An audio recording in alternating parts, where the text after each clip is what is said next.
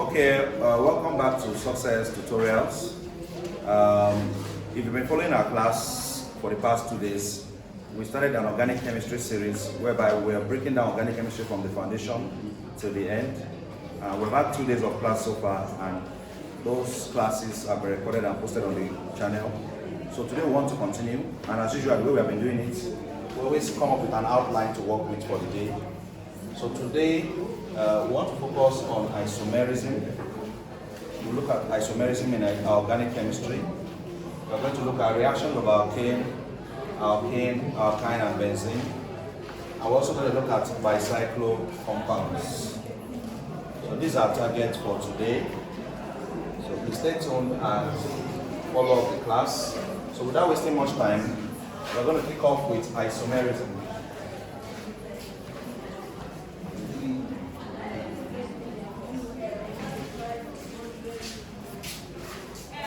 Please write down isomerism. Isomerism. Isomerism is a phenomenon in organic compounds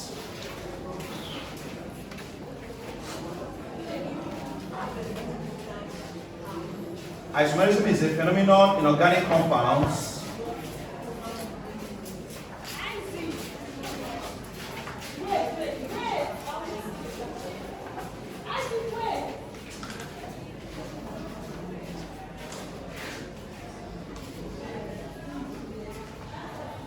whereby two or more organic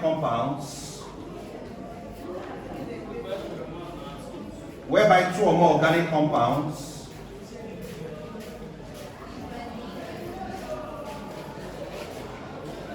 possess similar or same molecular formula,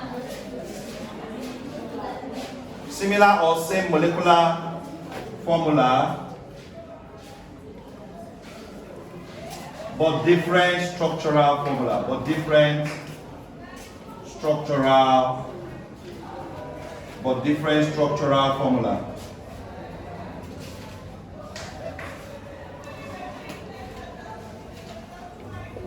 Isomerism is a phenomenon in organic compounds whereby two or more organic compounds possess similar or same molecular formula but different structural formula. When you say 2 or 3 organic compounds or more having the same molecular formula, but when we have to draw their structures appear differently. Thereby we say what? We say isomerism is taking place.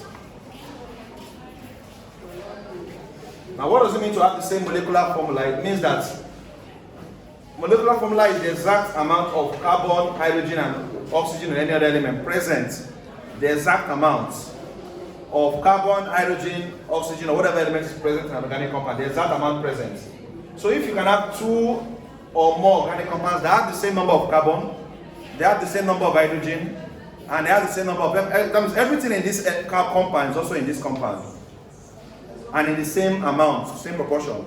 But when their structures come out, their structures appear differently. That phenomenon is referred to as isomerism. So class, the next thing we need to look at now is types of isomerism. Types of isomerism.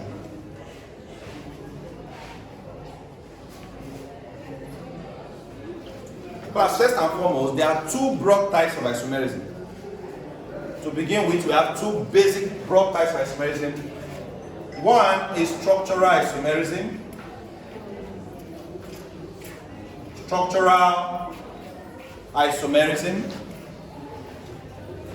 And 2 is stereoisomerism. Stereoisomerism. On the board. So you can either have structural isomerism or stereoisomerism.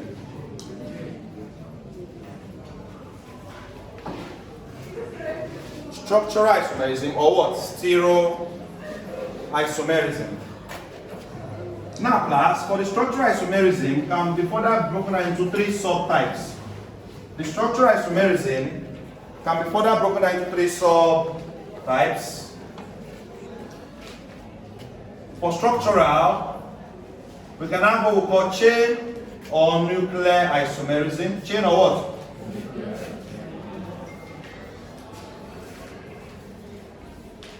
We can have what we call positional isomerism.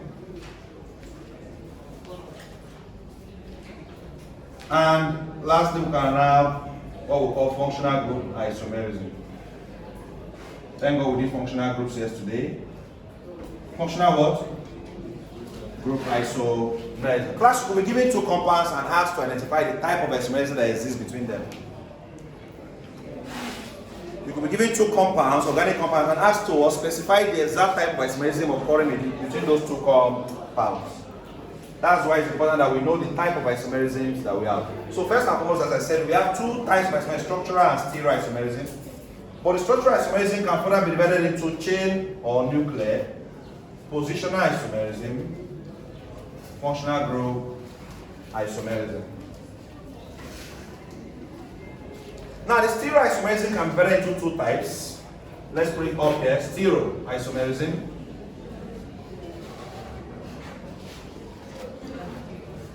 One is geometric isomerism, and two is optical isomerism. The stereo isomerism can be divided into two broad types: geometric isomerism and what? Optical isomerism.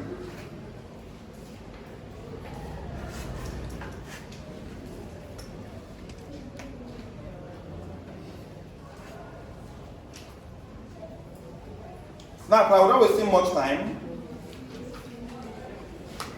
let us quickly start with the first one, which is let's look at chain or nuclear isomerism. Let's look at chain or nuclear isomerism. Let us start with chain or nuclear isomerism. Are we together? Are you there? Right now. Chain isomers define the arrangement of the carbon atoms in the molecule. Chain isomers define the arrangement of the carbon atoms in the molecule. Chain isomers. So your subheading should be chain or nuclear isomerism. Chain isomers define the arrangement of the carbon atoms in the molecule. Chain isomers define the arrangement of the carbon atoms in the molecule.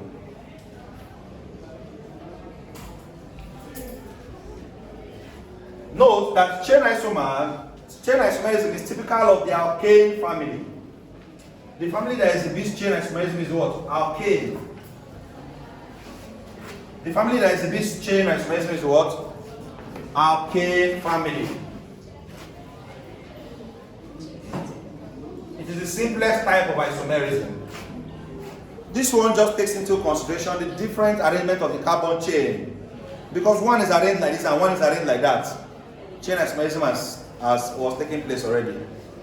Just because of the difference in the arrangement of the carbon, hydrogen words and different carbon branches, chain isomerism comes to essence. So if you are asked what's one of the isomerism that's peculiar to the alkane family, it's chain or nuclear isomerism. Class. Also note that this chain or nuclear isomerism begins from the fourth carbon member.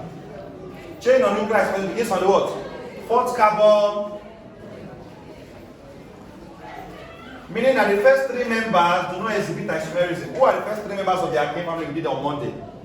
Methane. You see how the thing is coming together, and because I've already laid the foundation, it's easy. I don't need to now start going back to explain alkane when I'm teaching isomerism, because I've taught it already, right? So we have methane, ethane, and what? Propane. In case you missed the first 2 days, you are lucky all the classes were recorded. You can simply check our YouTube channel for that. If you don't have access, you can message me, I'll send you the link. So please, I don't know, more your group or whatever. Can you send me the link of the last 2 days class? Yes. So, yesterday's class will drop this night. I scheduled it. The day for yesterday's class has dropped yesterday. So yesterday's class will drop this night. Today's class will drop tomorrow night. So that's how we're doing it. So in case you've not seen yesterday's class, I've already sent it. But it's on schedule, so it will drop this night by 7 p.m. These first three members do not exhibit isomerism, class. So isomerism begins for the fourth carbon, who is what? Butane. Butane is where isomerism starts from in the alkane family. Why do these first three members don't exhibit isomerism? Because isomerism has to take place whereby there's different way of arranging the same carbon. But class, when someone has only one carbon, how do you want to confuse it? How do you want to rearrange it that it will look different, right? When someone has two carbons, how do you want to go? No, right? Three carbons, no matter how you do it. So where the confusion really starts from in the rearrangement is fourth carbon member butane. So isomerism starts from butane. Somebody will ask you to find the isomers of propane, ethane, or methane. It starts from butane. Now moving forward from there, class. The next thing we need to note is how many isomers does butane have, class? Very, very important. We'll give you a quick formula, a shortcut formula that can easily help you to determine the number of isomers a particular organic compound an alkane can produce. How many isomers an alkane can produce? There's a formula we'll give you that will help you to determine that. But before we do that, there's an important point you must note, class. Anytime you ask to list the isomers of an organic compound, you must note this, that all organic compounds are first isomers of themselves. All organic compounds are what? Isomers of themselves. So if you have to list the isomers of butane, you first mention butane first.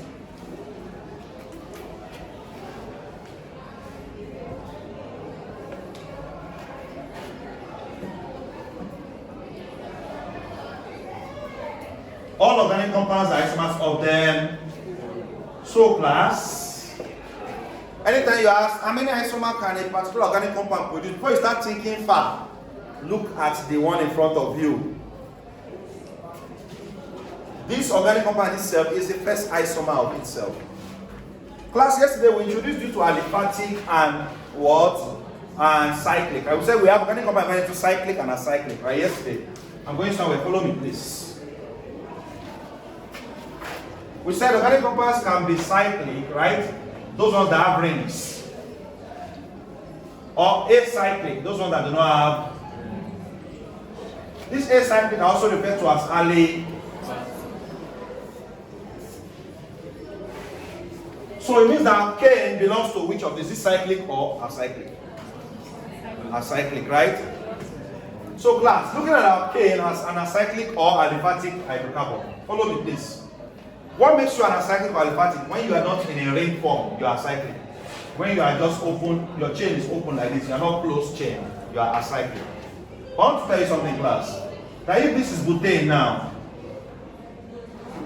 in organic chemistry, especially in the alkane family, an alkane member that does not have any branch is called an alkane. That's straight chain alkane, no branch. Anytime an alkane family does not have a branch, it starts with N, no branch. When the alkane family that has a branch is isoalkane. His name is what? Iso. So you must have already in your textbook and you saw N, you will just read that. You know, it's not everything in your textbook that you actually understand.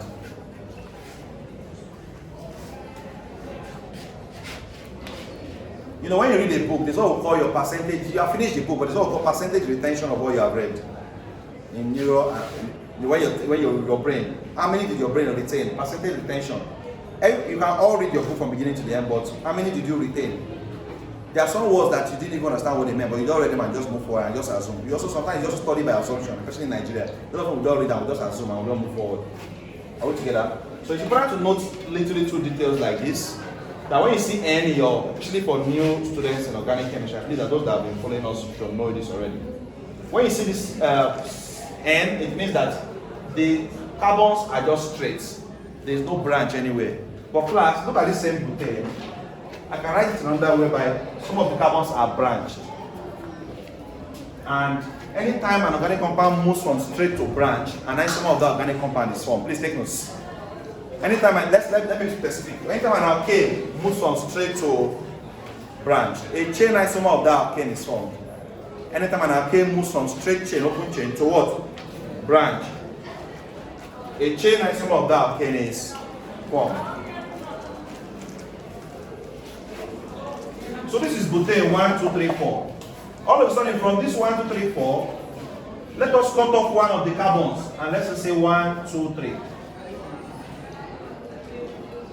Now, one of these carbons is removed and is placed as a branch on the remaining 3 carbons.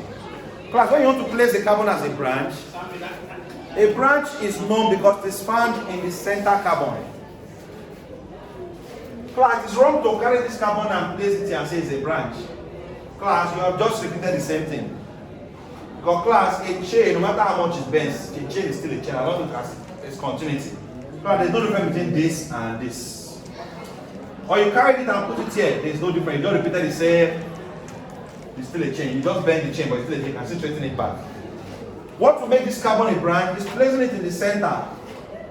In this center now, you can no longer call this carbon a part of the chain because class, if this is the movement of the chain, this carbon clearly digresses away from the what? From the chain, from the linear pattern of the carbon chain.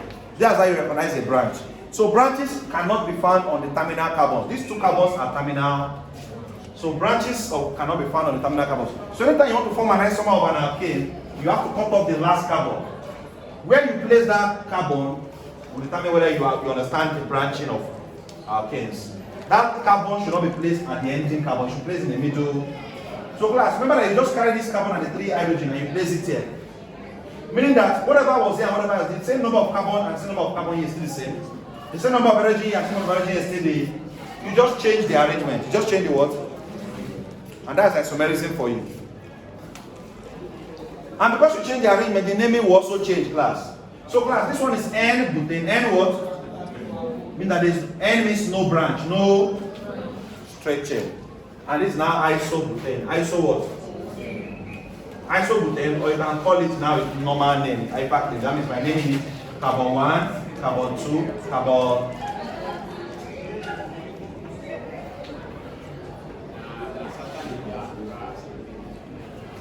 If this is carbon 1, carbon 2, carbon 3, this is now a branch on the second. 1, 2, 3 without this branch. What is the name? Without this branch, what's the name? Propane. Forgetting about the branch, what's the name of this compound? 1, 2, 3 is pro. For class, when naming organic compounds, you must mention the branch first and end with the name, the real name, the name of the longest carbon. So we have written the name of the longest carbon, it's called the parent, and it's called the parent. Now, what's the branch? Methyl, right? Now this is a methyl group, but this is CA3. I will talk about alkyl groups yesterday, right? Methyl is an alkyl. You see that I've already taught, laid the foundation. Somebody will ask me, sir, where's methyl? But I've taught it already. This is 2-methyl propane because this methyl group is attached on the second carbon. 2-methyl propane because the methyl group is attached where? Second carbon. It means that 2-methyl propane is an isomer of what? Of butane. So the 2 isomers of butane are butane itself, which is N-butane, and 2-methyl propane. So normal butane, N-butane, which is normal butane, is the first isomer. Every organic compound is an isomer of itself, and 2-methyl propane. Class, how do I know that there are only 2 isomers of butane? There's a formula. The formula is 2 raised to power n minus 4 plus 1. This formula is to know the number of isomers an alkane can produce. This formula is for alkane family only. It's for only chain isomerism. Don't use it for positional isomerism. Don't use it for functional group isomerism. It's for what? Chain isomerism alkanes. The formula is 2 raised to n minus 4 plus 1, where n represents number of carbon, where n represents what?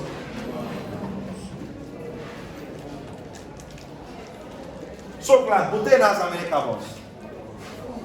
So n is number of carbon of the organic compound you are looking for. So if they say find how many isomers Xen can produce, X means 8 carbons, right? So your n here will be what? 8. But this one, butane is what we are dealing with now. So butane is 2 is 4. Butane is what? So replacing n here with 4, we're going to have 2 raised to power 4 minus 4 plus. What is 4 minus 4? So 2 raised to power 0 plus. What is anything raised to power 0 is what? So 1 plus 1. You see why I said I know that butane will have only 2 isomers. For class, imagine the situation in the exam, they have to list all the isomers of a particular alkane family, like decane. Before you start thinking of listing all the isomers of decane, you must know where to stop at least, because there are different arrangements. And sometimes you may start arranging for you, they start arranging nonsense. Are we together? You start arranging for you, arrange one thing that does not exist. Are we together? So at least to know where you stop, that okay, they are just this the number, so I know the formula to get how many. Then you can now start listing them. Okay, this is my target. Once I get to 8, but the formula says this decane has only 8 isomers. You know where to what? To stop. But before you start arranging on that thing. So, because normally, how do we create isomers? We cut off the carbon, form it as a branch, cut off the carbon. So, where do you know where to stop? This formula helps you to know where to. Now, follow me quickly.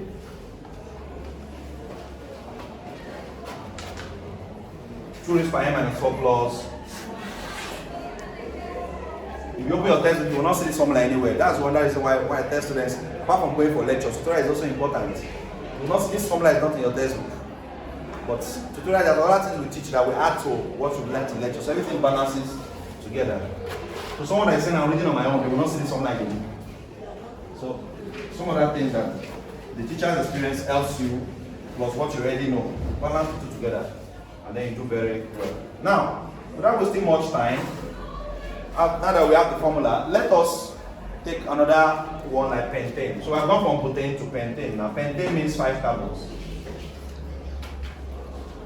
And you have to find how many isomers pentane can produce.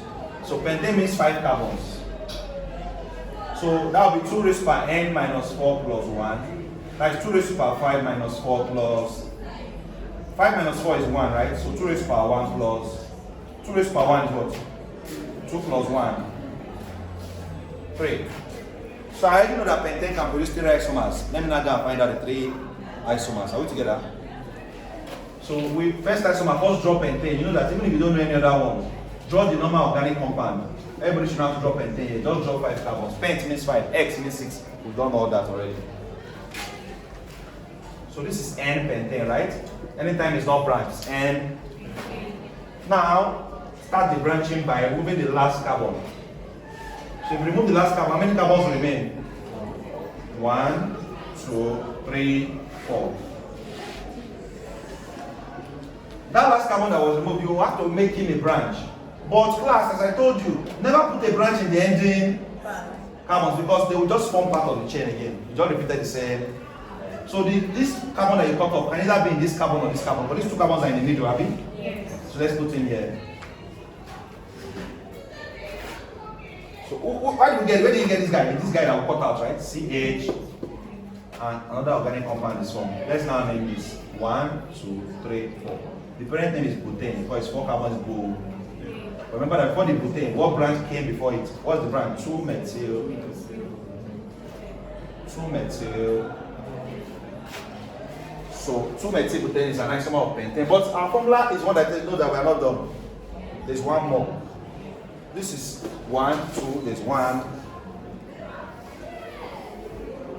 Class, of course, the only way you can form an isomer in chain isomerism is to cut out the last carbon and make it a branch. We're going to cut out this carbon, this one now.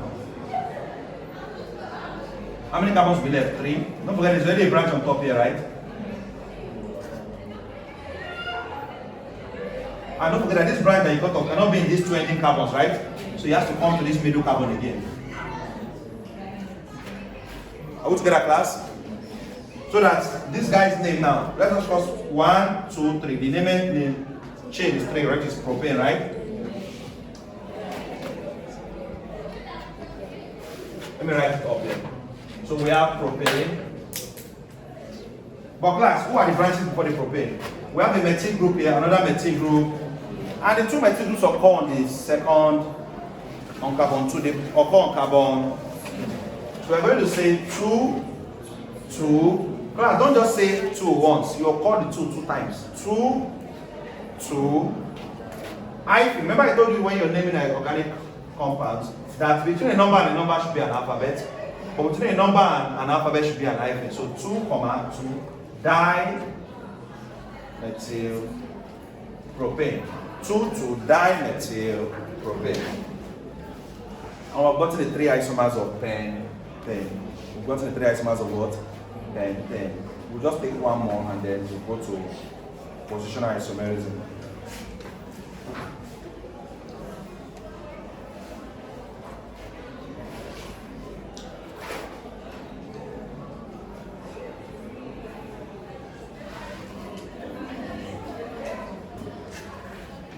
If we have to find all the isomers of heptane, Hept is 7. Heptane is what? So using the same formula, 2 raised by n minus 4 plus That will be 2 raised power what? 7 minus plus 2 raised 7 minus 4. 2 raised power 3. 8. Someone is saying 2 times 3. 2 raised power 3. You forgot mathematics. 8 plus 1. Heptane has 9 isomers. So get ready. Heptane has what? But we know that out of the 9, heptane itself is an isomer of itself, right? So we're looking for 8 more, right? So class, let's go now.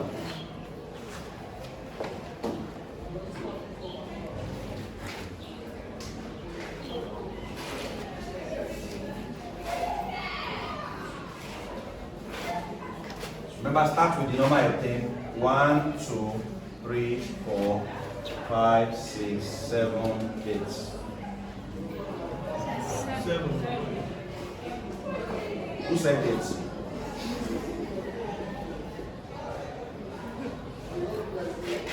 Alright class, heptane 7. Now, so I've gotten one of the extra. Let's start cutting it, Abby. No time to waste. So we're going to have 6, 1, 2, 3, 4, 5, 6. We have cut off this last one, right? It can't be in any of these ending carbons. But it can be in any of these other carbons. Let's start by putting him here first. So put it here and name it in front here. So this is now 1, 2, 3, 4, 5. So this is hexane, right? Hexane is the parent. Then this methyl group on the second. 2 methyl hexane. Cut off another carbon. We now have 5 carbons. 1, 2, 3, 4, 5.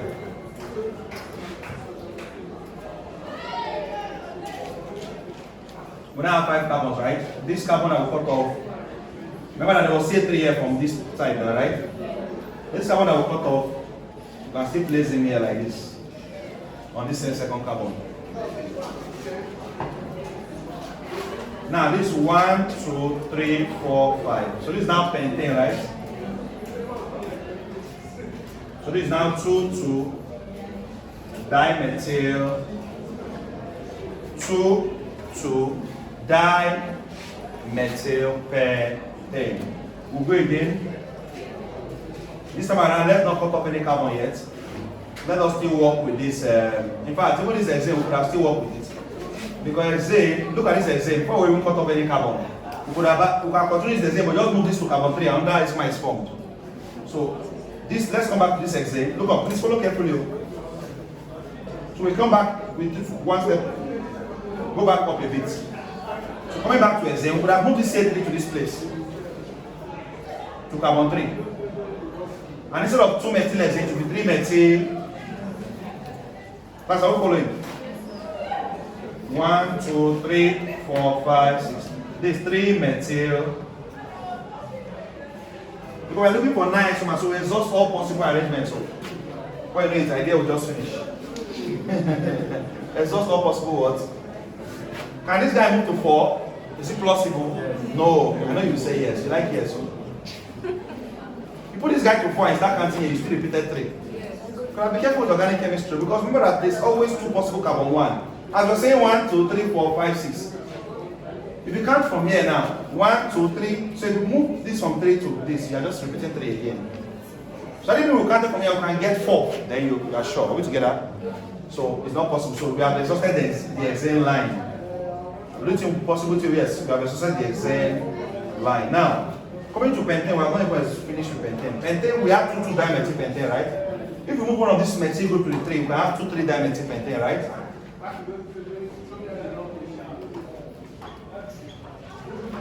So one of the C3 is here, another C3 is, this time we're going to have about 2, 3.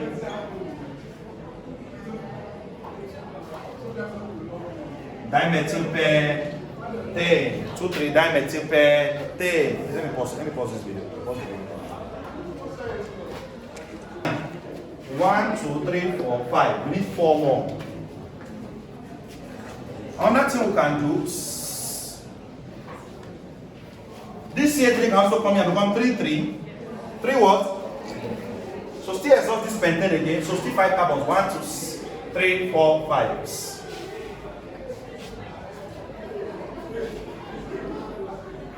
Carbon 3, right? 1, 2, 3, 4, Manipulate it. So this 3,3 dimethylpentanes.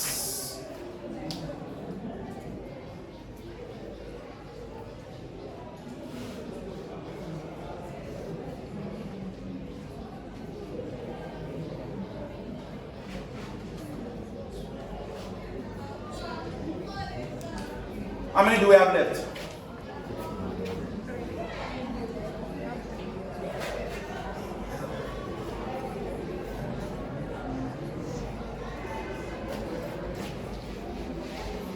Three more, right? Now, class, this butane. Remember that you have CA3 here already? And you have CA3 here. But we'll cut off one carbon and we can place it here.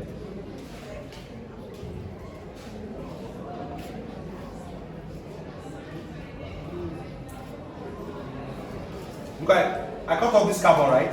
So this is this CA3, CA3C, CA3, CA3C, and this is the remaining C. This carbon I cut off can come and be here. This 1, 2, 3. So this is 2, 3, 3, 2 what? Try what? Butane. 2, 3, 3, try methylbutane.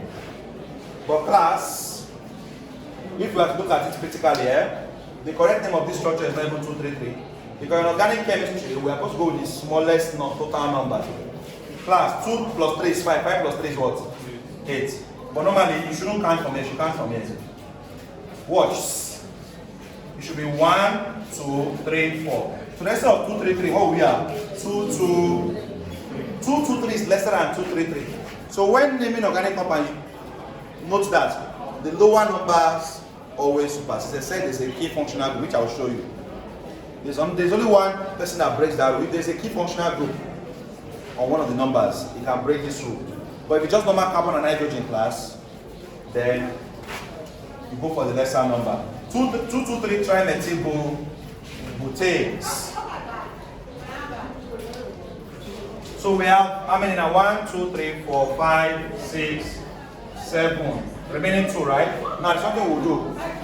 There's nothing we can do with butane again, but there are 2 more isomers we are looking for. Follow me now. Class, we started with heptane, right? So what we are going to do, where can I do right now? Let me write this.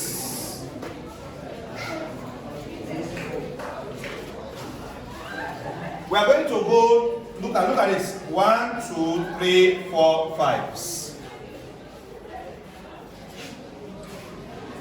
This pentane, right?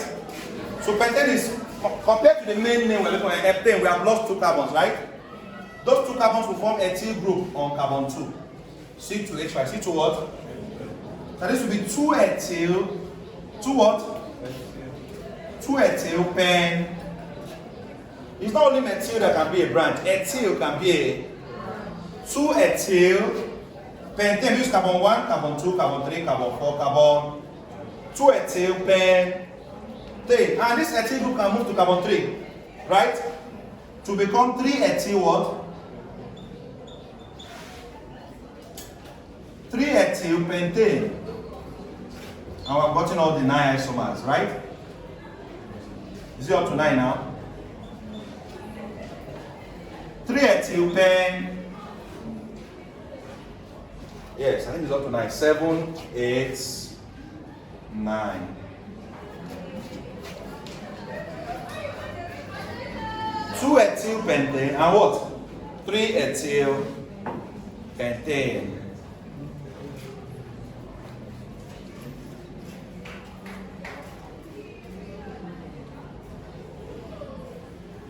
Please write fast so we can go to the next type of isomerism.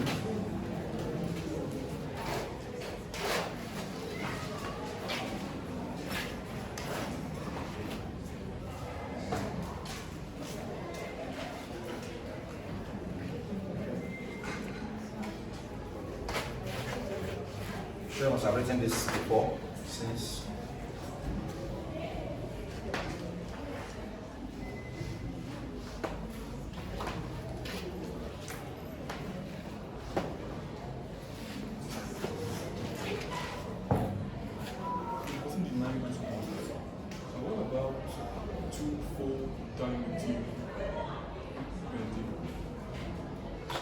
for dimethyl.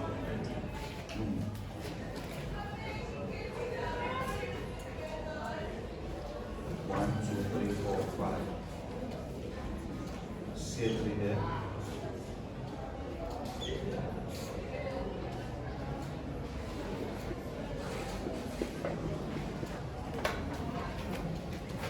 So we have 2,4-dimethyl.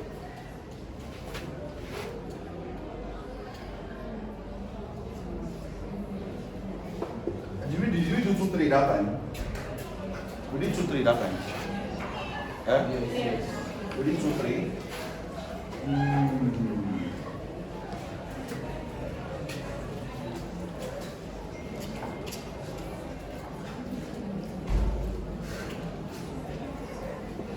Two for dimethyl pentane is actually possible.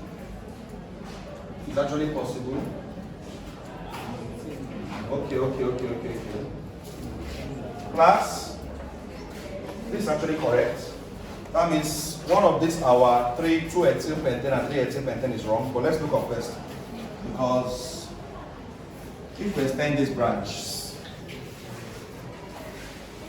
this is 1, 2, 3, 4, 5, 6. 1 what? 2, 3, 4, 5. This ethyl cannot exist on the third carbon. 1, 2, 3, 4, 5, 6. You said? No, sir. I think the one that's wrong is the 2-ethyl pentane. No, this is supposed to be 5 carbons, pentane. It's supposed to be 5. Now if it is 5 carbons, wait first. Just wait, I'm going somewhere. If this is 5 carbons, 1, 2, 3, 4, 5. 1, 2, 3. That one is not correct. Wait, let me check something. 1, 2, 3, 4, 5, 6. 1, 2, 3, 4, 5, which is 3 methylhexane. Okay, this is not correct. It's a 2-ethyl that is not correct. You know why? Please, in case you are new in organic chemistry, those that understand fast, but in case you are new here, please follow carefully. Anytime you are naming organic compounds, if your branch is carbon and it can make part of a longer chain than even what you think is the longest chain, then your longest chain can change. So your longest chain can change depending on how many carbons are straighter than your longest chain. Because now we have 1, 2, 3, 4, 5. But when we open this situation that was on top here, follow carefully. We have 1, 2, 3, 4, 5. So we even have a longer chain than our normal carbon. Are we together? So meaning that this, whatever was here before, is not possible. It's not what? Because naming or supersede what your structure. So the correct name of this compound is 1, 2, 3, 4, 5, 6, which is 3 methylhexane. Right? And we've done it before, right? So it's as if we just repeated the same. You see why the number, you can just keep writing the same thing, you will not know. So this is wrong. This one is wrong. And I think coming in with this now is correct. So this should be the last isomer then. Yes, 2,4-dimethylpentane is correct. It's correct. But this, we'll not be able to disprove this, so this is still correct. This 3-ethylpentane is correct, right? Yeah. So 3-ethylpentane is correct. Because no matter how we count this, it doesn't supersede our longest chain. Do you get? Our longest chain is 1, 2, 3, 4, 5, right? So even if we count it from this side, 1, 2, 3, 4, it's still the same 5. And even if it comes 1, 2, 3, this is still a T group on the third. So 1, 2, 3, 4, 5. It's still 3 ethyl. Good. Yes. Now let's go to positional isomerism.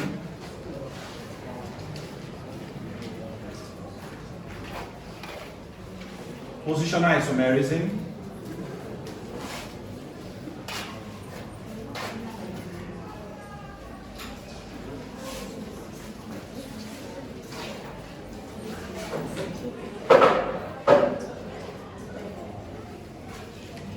This exists between organic compounds. Positional isomerism, this exists between organic compounds. Positional isomerism, this exists between organic compounds that have the same carbon skeleton. This exists between organic compounds that have the same carbon skeleton, but differ in the position.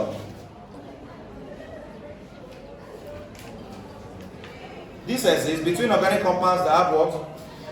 The same carbon skeleton. This exists between organic compounds that have the same carbon skeleton, but differ in position occupied by a substituent group or bond. But differ in position occupied by a substituent group or bond. But differ in position occupied by a substituent group or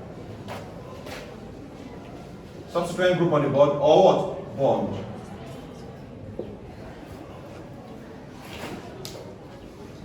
So positional isomerism exists when two organic compounds have the same carbon framework. Look at this.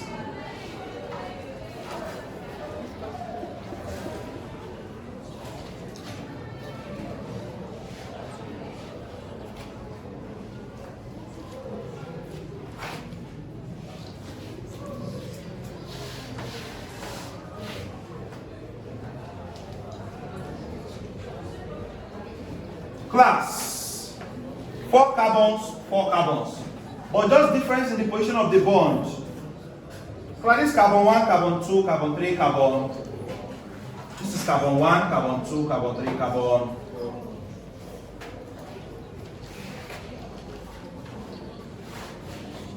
In this first example, the double bond is between the carbon 1 and 2. Remember I told you the lesser number, right? So this becomes boot, because it's 4 carbon boot, right? Boot 1 in. But these are alkane, right? These are alkane.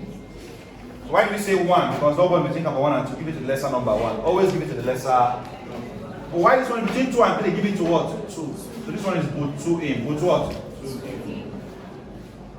So the isomerism that exists between boot 1 in and boot 2 in is positional. So if you don't want to say boot 1 in, you are allowed to also write the 1 outside and say 1 boot in. 1 what? This is correct. 1 boot in. You can say 2. Anybody that's good in organic chemistry will know what you mean. That as long as they see that in, you know that 2 and 1 is ascribing the double bond position in the carbon framework. 1 boot in, 2 boot in, or boot 1 in, boot 2. So therefore, when we looked at chain isomerism, we say chain isomerism is typical of the alkane family, right? Positional isomerism is typical of alkane family. It can happen in alkane. It can happen in alkyne. It can happen in alcohols. It can even happen in ketones. Thank God we have done functional group yesterday. If not, maybe some people say, who is ketones? Who is this? Who is that? But now, everybody's familiar with the different functional groups yesterday. We did functional groups yesterday. If you missed yesterday's class, like I said, the video will drop this night for yesterday's class. Today's class video will drop tomorrow.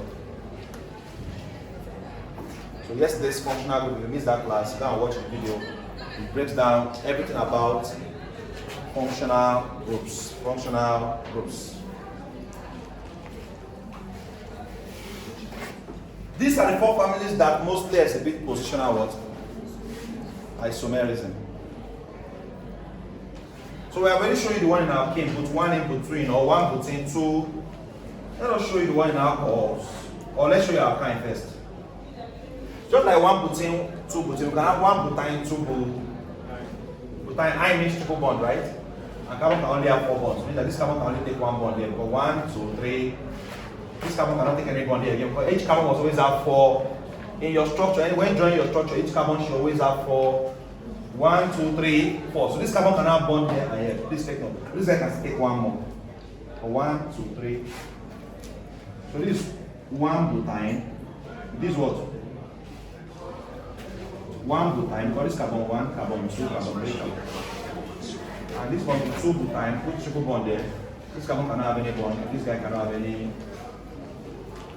This 2 bu.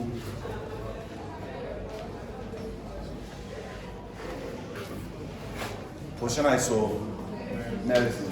Class. In alcohols, isomerism can also exist. if the OH is on the first carbon, you're going to have one butanol. And another example, when the OH is on the second carbon, we're going to have two buta or butan 2 all, right? This 2 butanol or butan 2. So you can see isomerism exhibits between 1 butanol and 2 butanol. Isomerism taking place between 1 butanol and 2 what? 2 butanol. Are we together, class? This, if you are lost anywhere, always let us know. We're just changing the position of the OH group. 1 butanol because on the first carbon, 2 butanol on the second carbon. Ketones are also known as alkanones, right? Ketones are recognized by the, what is the key functional group in ketones? The carbonic group, right? C double bond O, the carbonic group. So we're going to have 1, 2, 3, 4, 5. The carbonic group on the second carbon here, this is 2 pentanone. 2 what? And we can still have 3 pentanone. 1, 2, 3, 4. If carbon is on the third carbon, 3. Remember that for ketones, the carbonic group is found in between the carbon chain, right? It cannot be found at the end, but out there is the carbonic group is found at the end. And because they are found at the end, they can accommodate one more hydrogen, right? You can take one more. So class, that's positional isomerism for you. Let's go to functional group isomerism. Functional group what? Isomerism.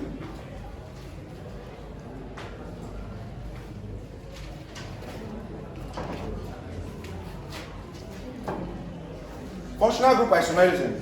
This type of isomerism occurs in compounds with the same molecular formula but different functional groups. Functional group isomerism. This type of isomerism occurs in organic compounds with the same molecular formula but different functional groups. Functional group isomerism. This type of isomerism occurs in organic compounds with the same what? Molecular formula but different functional group. Functional group isomerism. This type of isomerism occurs in organic compounds with the same molecular formula but different functional groups. This type of isomerism occurs in organic compounds with the same molecular formula but different functional groups.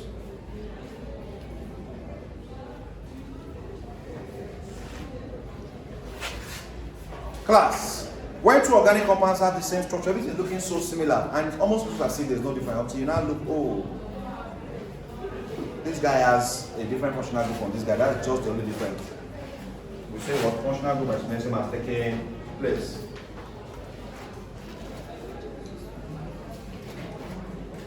Example, we can have isomerism between ethanol and dimethyl ether. Thank God we have done ethers yesterday.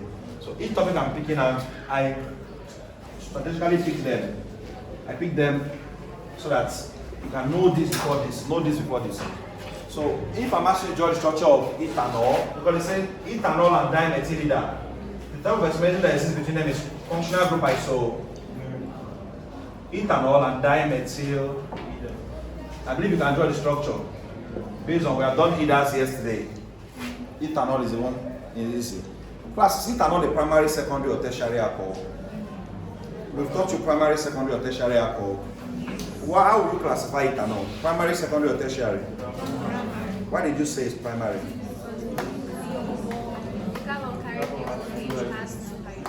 The carbon carrying the OH group has 2 or more directly attached to class. Again, not to stress you, anytime you give an alcohol that is just straightforward, no two this, no this, just is primary. This one asks what is the type of what type of alcohol is butanol. Just butanol is primary. All alcohols with just their normal name, no extra stress on them. 2 this, 2 dimethyl. Once an alcohol starts having 2 this or 2 or any other, you know that it's not primary for sure. But if you just butanol, hexanol, pentanol, don't even stress yourself, it's primary. Even if you just stress, you still find out that it's primary. Anything that's not making it 2, it means that the OH has shifted to second carbon. And when the OH is in second carbon, the middle carbon cannot take as much hydrogen as the ending carbons. So number of hydrogen will reduce, you know that. And when number of hydrogen reduce, you are tending towards either secondary or so class. When you say ethanol, don't even think primary and primary. No number there and primary, no worry yourself. Class, ethanol now. Ethanol means 2 carbons, right? And all means anytime you see all, you know that this one has OH group. So there's a way an organic compound name will end, you know what to put on top. If they say noic, ethanoic, what will you put? COO. If they say amine, NH, right? Amide has 2 functional groups, carbonic group and the amino group. Remember yesterday I was preaching people to go and read. I'm sure you have not read, I know. But well done, you're doing. Because I think you know the best time to revise anything is that day you learned it. It's still going to be fresh in your brain. Anything that you learned that day and you revise it that night, you have just perfected it in your brain. It's easier to retain it. Now this ethanol, this ether. Now dimethyl ether, who is the key functional group in ether? The oxo group. O. Ethers are always flanked with by what? There's 1 oxygen in this middle and 2 alkyl. But dimethyl ether means that the 2 alkyl groups are the same, right? So CH, dimethyl ether, dimethyl. Count how many carbons are in ethanol. Count how many hydrogens and how many oxygens are in ethanol. And count carbon, hydrogen, and oxygen, they are the same exactly. Just different arrangement, just different and different functional. The functional group in ethanol is the hydroxy functional group. Functional group either is the oxo functional, this is the functional, this functional group. So just difference in functional group. They have the same number of carbon, same number of hydrogen, same number of oxy. So we'll say functional group what? Isomerism. Now let's go to stereoisomerism. We are still in isomerism. Let's go fast. Stereoisomerism.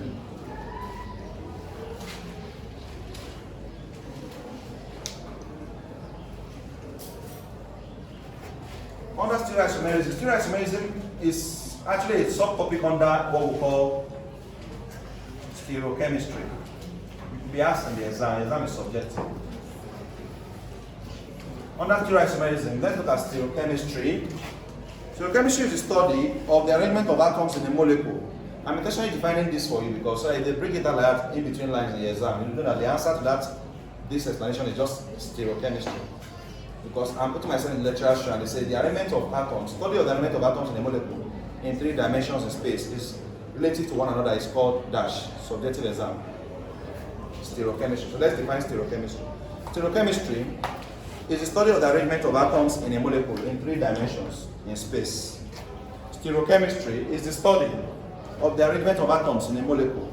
Stereochemistry is the study of the arrangement of atoms in a molecule. It's the study of the arrangement of atoms in a molecule. It's the study of the arrangement of atoms in a molecule in 3 dimensions in space. In 3 dimensions in space, relative to one another. In 3 dimensions in space, relative to one another. In 3 dimensions in space, relative to one another. Stereochemistry is the study of the arrangement of atoms in a molecule. It's the study of the arrangement of atoms in 3 dimensions in space, relative to one another. And stereoisomerism, now continue right. Stereoisomerism is exhibited by isomers. Stereoisomerism is exhibited by isomers that have the same structures but different configurations. Stereoisomerism is exhibited by isomers that have the same structures but different what? Configurations. Stereoisomerism is exhibited by isomers that have the same what? Structures but different what? Configurations. Stereoisomerism is exhibited by isomers that have the same structures but different what? Configurations. They have the same structures, different configurations. What is configuration? That's different directions in space. That is different directions in configurations in bracket put that is different directions in space. Configurations in bracket put what? That is different directions in space. That is different directions in space. So we have said there are 2 types of stereoisomerism, right? Optical and what? Geometric. Now, good news, for this your scope of study, we only teach you geometric, not optical, not. So in 200 level, you now go to optical, where you'll be looking at inertia. Underneath optical is isomerism, actually. Altogether, we will look at diester isomers and levo isomers. We have got distro and levo rotation. Optical isomerism actually deals with how an organic compound can cause what? The rotation of a plane polarized light, either to the right or to the left. Yes, when a plane polarized light is brought in contact with some organic molecules, they can cause the rotation of those plane polarized light to the right or to the, and the rotation to the right is called dextro rotation, and rotation to the left is called levo. So we have what we call D isomers and L, especially carbohydrates. But before you can be able to cause rotation, you must have what we call a chiral, so you must exhibit chirality. That's what we call chirality. Chirality, what is it? A chiral carbon. A chiral carbon. Now, how do you know substances that can exhibit optical isomerism? I'm just giving you an hint because it's not for your exam though, but just information to say. It's 200 level, you do it immediately. How do you know organic compounds that exhibit optical isomerism? They have a chiral center, a chiral carbon. In their structure, you see one carbon that, for it to be a chiral carbon, you must have 4 different substituents around you. If you look at this structure is not, there's no chiral carbon. But this carbon has hydrogen according to 3 hydrogens. In that structure, you see a carbon that has 4 different what? COOH, OH, H, and CA3. This structure now can exhibit optical isomerism. But you will not see any of this in your textbook though. It's 200 level, you do it more. But it's important to just remember that I said something like chirality. The course called Chem 260. First semester, after the semester, I did this course. Chem 260. Organic chemistry, continue. But let's go to stereo isomerism. Our focus should be on just geometric, not so. Even if there are 2 types, you must know that there are 2 types.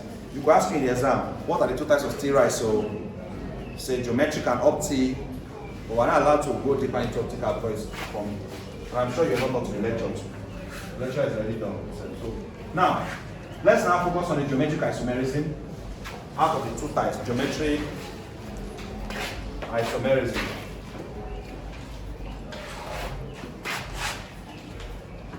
Geometric isomerism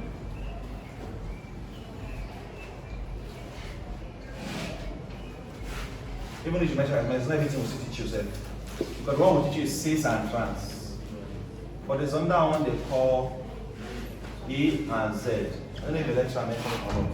Here you have E is antigen, Z is Zusammen. Antigen and Zusammen. It's E and Z. Where you see some sort of E. And this one you have to name. I'm just remembering chemistry. I name based on order of priority. So that's 200 level. Let's not waste time. Exam is closed. So cis and trans, some of you even have the idea from secondary school, right? Cis and trans isomerism. In the cis isomerism, you're going to have. So this geometric is popular, very popular in our alkane family. Alkane. So look at this now. Let's say you have Cl here and you have Cl here. And you have H here, and you have what? H. Cl and what?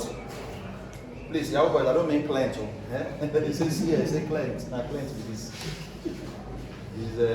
what? Is what? It's just fluorine, please. Innocent what? See client. Like before. Now, class. If you look at this now, let's divide this into a plane. On this side of the plane, we have the similar what? Atom, subsequent on the same side of the plane, and similar subsequent on the same side of the plane. Like this is cis. Now let me suppose it and show you a trans. You're going to have H here, you're going to have Cl here, you're going to have Cl, you're going to have what? This is a trans. So when the two different substances are, when the substances are on opposite side of the train, they are called what? Trans. So the real meaning of cis means together. Cis means what? And trans means apart or across each other.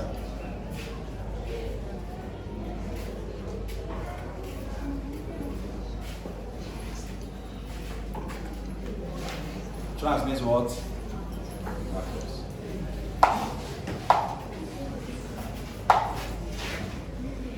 So we have to name this now. Class, this is 1, 2, right? So this is cis 1, 2 di. Cis 1, 2 dichloro, because there's 2 chlorine on carbon, 1 chlorine on carbon. Cis 1, 2 dichloroethane. Why is it 18? 2 carbon, 8, 2. Cis 1, 2 dichloroethane. Are we together? Why this one is trans 1, 2 dichloroethane. Trans 1, 2 dichloro what? Ethane. So that's cis and trans for you. So when you see that they are on the same side is cis, when you see that on different side is what? Trans. And then that brings us to the end of isomerism. It's not up to 1 yet. It's not up to 1, I'm sure. It can't be up to 1. 138, okay, that's not up to 1. It's not up to what? 138, it's not up to 1. Class, reaction of alkanes. Let's start with alkanes quickly. This is where you have to pay key attention. Reactions. Remember, I already told you in this course, you are only meant to know reactions of 4 families: alkane, alkane, alkyne, and benzene. So we won't have done justice to this course if we have not taught you the reactions of these 4 families. Once we finish this reaction of these 4 families, we have done the bulk of the. Just remains small things, bicyclo, skeletal structures, then spectroscopic techniques, and you're done. There's nothing more. Alkanes. Now, because we're really introduced alkanes to you, what is when they say alkanes are saying have single bond, you know already, right? The sp3 aldehyde, as you know. So we have really done half of the work. It's just the reaction, the preparation reaction all together. Now you can name alkanes, right? If they give you alkanes, you can name it, right? Let's just do a quick test. Not by saying yes. Let's do a quick. I need one wicked question. One wicked string.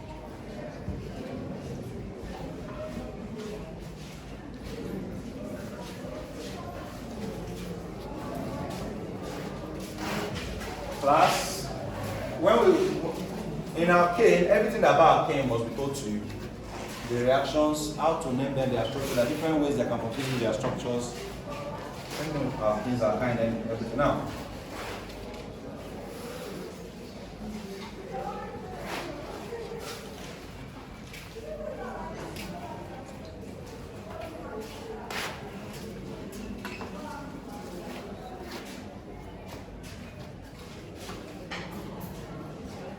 so there was a question they asked in your past question when they said that you should write down the empirical formula for pentenes.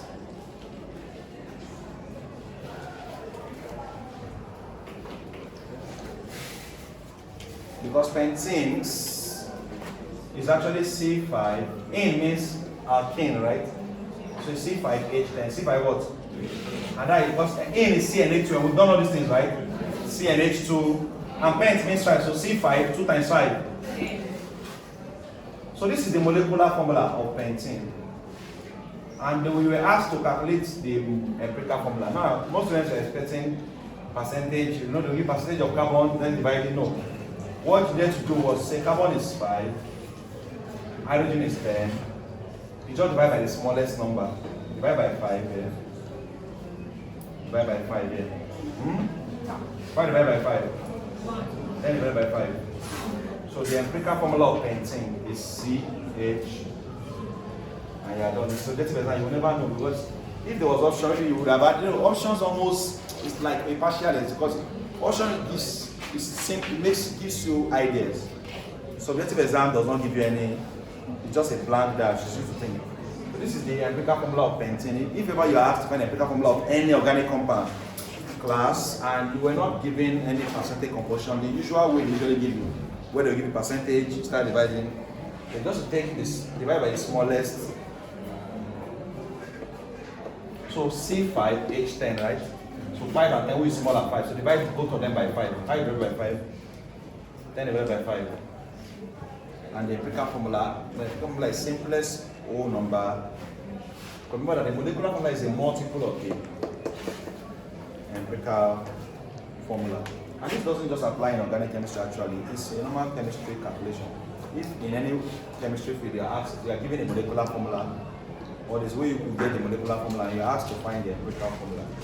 You divide accordingly, you can easily arrive at the empirical formula. Now, that was just a little digression. Going back to aim, of course, any organic compound, as long as but sometimes a compound's molecular formula is also its empirical formula. When it is not, if you can't be dispute to get a smaller whole number. Do you understand? For example, if you have something like C6, what is this? CN814, right? When you say C6, H is what? Now, of course, you can divide by, oh, this can still go, they can still divide by 2. Right? 6 divided by 2. 14 divided by 2. Okay, this is not a good example. So the empirical formula of hexane is C3H, the simplest whole number. But just think of any one that you know that when you divide, you have propane. What's propane? What's propane? Yes, thank you. Propane, C3H8, right? Nothing can divide these two again. So propane's empirical formula is molecular. So if someone has to write down the empirical formula of propane, so it's just the same, you just write C3H. That's smart. The lecturer can think about and ask that. It makes sense. Now,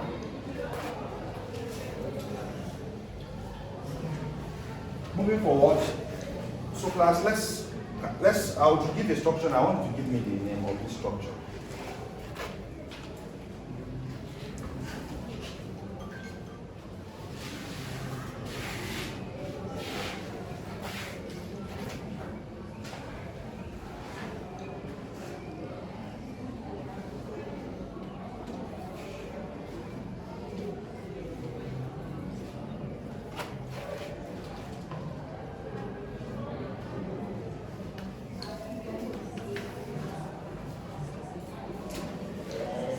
Please note that every space that's not filled up is halogen that is there.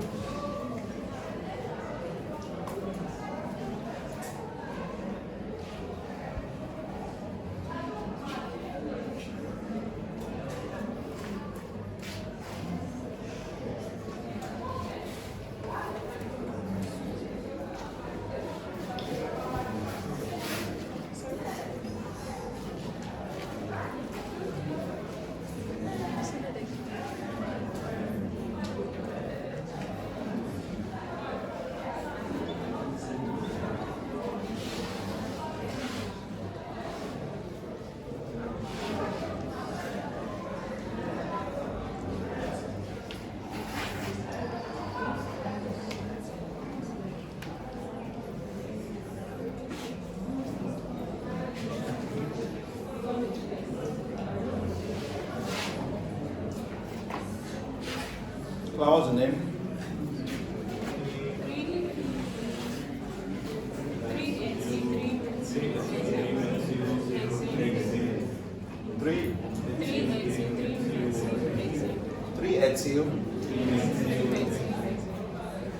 Three ethyl.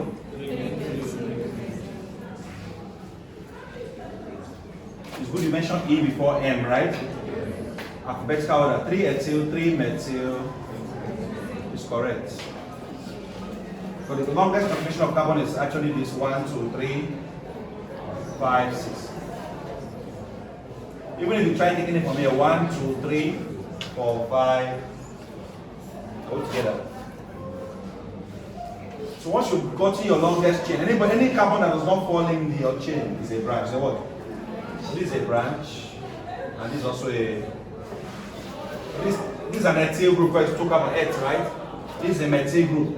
So 3 ethyl, 3 methyl. Let's name this now. This one.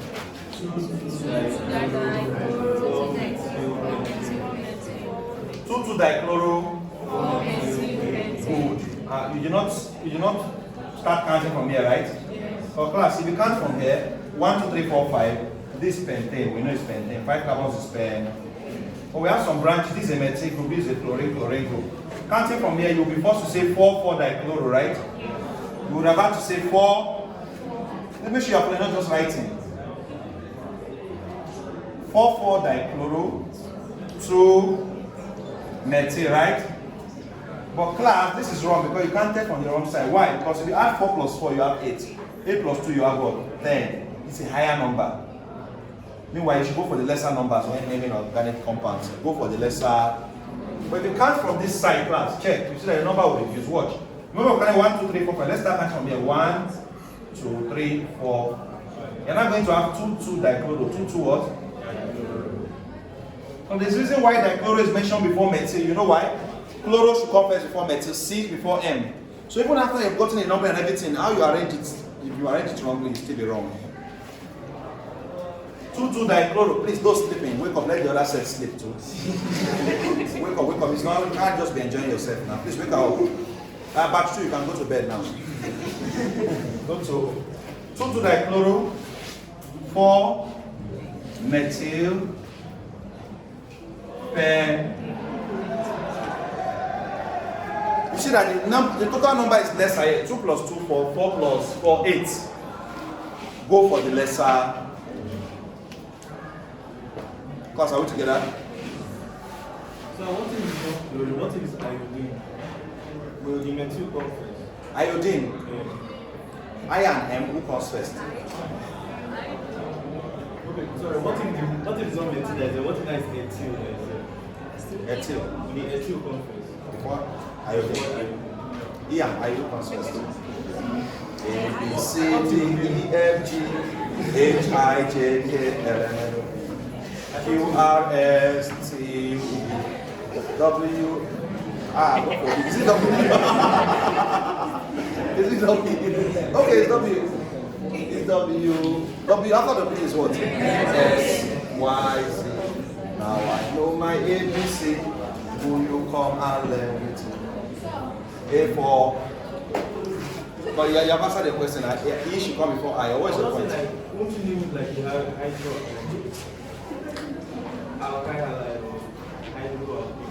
This is already an alkali. Even this chlorine is still an alkali like now. I thought the halogen. No. Oh, nice. Yes.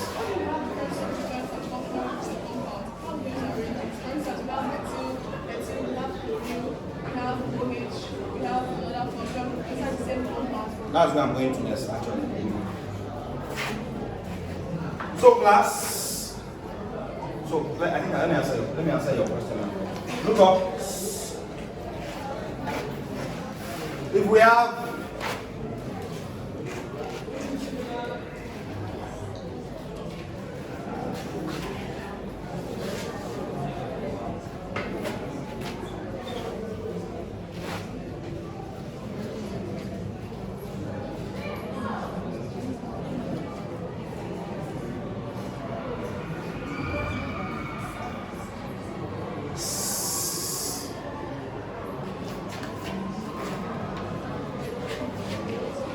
class, the difference between this and this is that I put an OH group here, right? Now class, normally, I've already told you that we should count from this side, right? But it has a lesser number, right? But class, as a matter of fact, Anytime there's what we call a superseding functional group. Superseding what? That is functional group that have higher priority. When faced with a superseding functional group, class, number does not matter. What I mean is this. For example, if you have a compound 1, 2, 3, 4, 5, and you have a double bond here, and you have an OH group here. Class, the double bond will give priority over the OH group.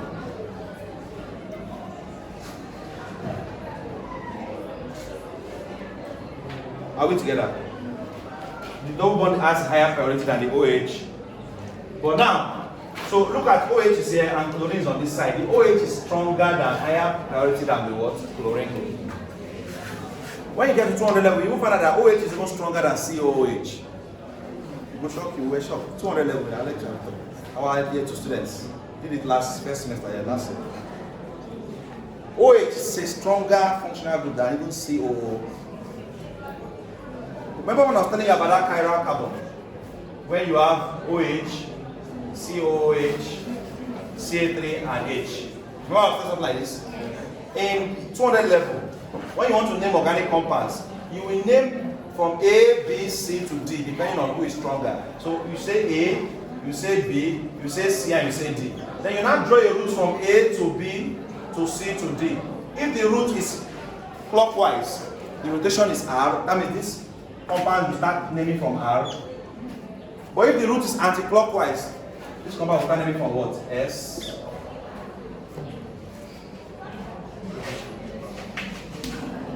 So looking at this route now from A to B to C to D is what? It's clockwise. So this is an R isomer. But if they change this COH and put it here, class, and H is here. Based on priorities A, B, C, our route has now changed like this. Which is anti-clockwise. So if this name will start with S, before you even start naming anything S. Are we together? So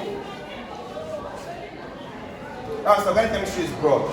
It's looking simple now because this is just year 1. They have to work on your foundation for year 1. From year 2, start meeting real organic chemistry. Now, so as I was saying, this OH is stronger than Cl.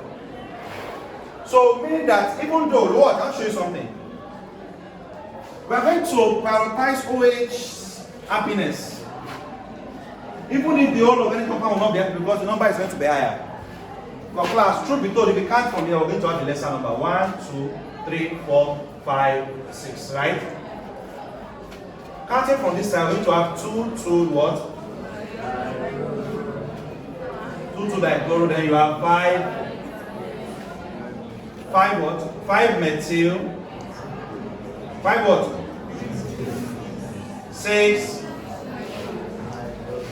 hydroxyl hexane. But class, this hydroxyl group is not happy because it's the most powerful functional group, so you should have the lesser number.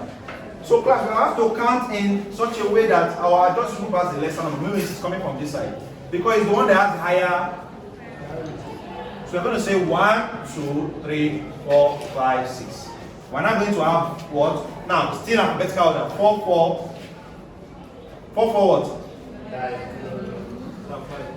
Sorry, 5, 5, right? 5, 5.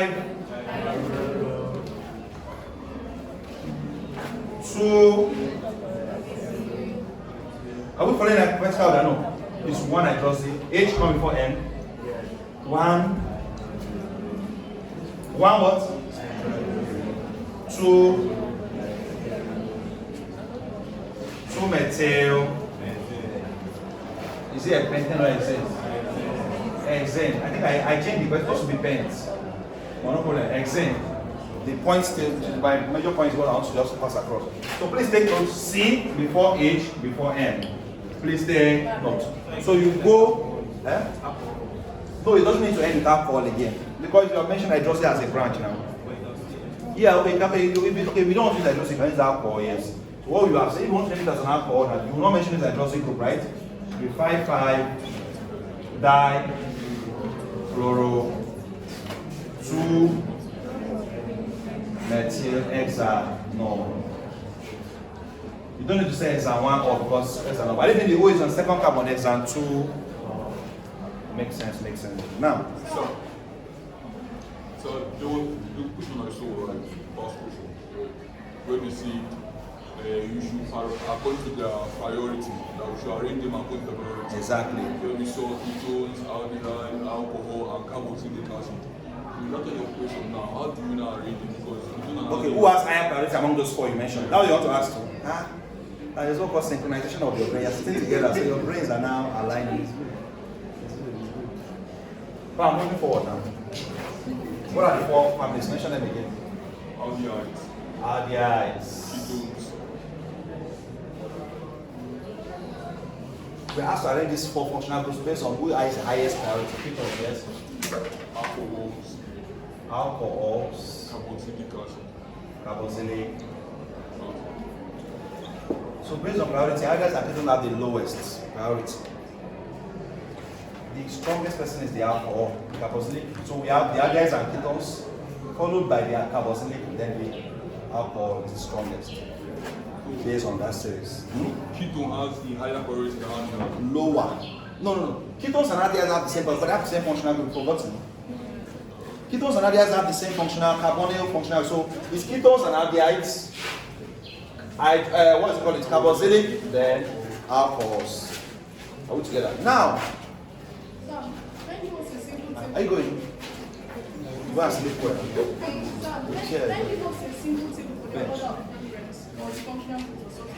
Okay, I'll do that. For the order of preference, we have a lot of functional groups.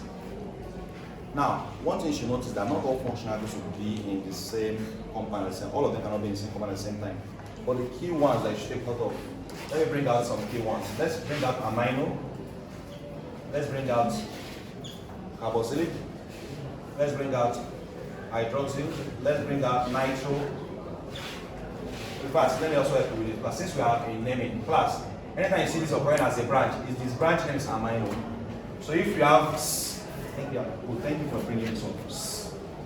If you have, look up 1, 2, 3, 4, 5, and they put NH to here. This is 2 amino pentane. 2 amino what? But if you have 1, 2, 3, 4, 5, and they put NO2 here, this 2 nitro, NO2 is nitro, 9. If they put 1, 2, 3, 4, 5, and you have something like this, this cyano, this 2 cyano, 2 what? We have cyano.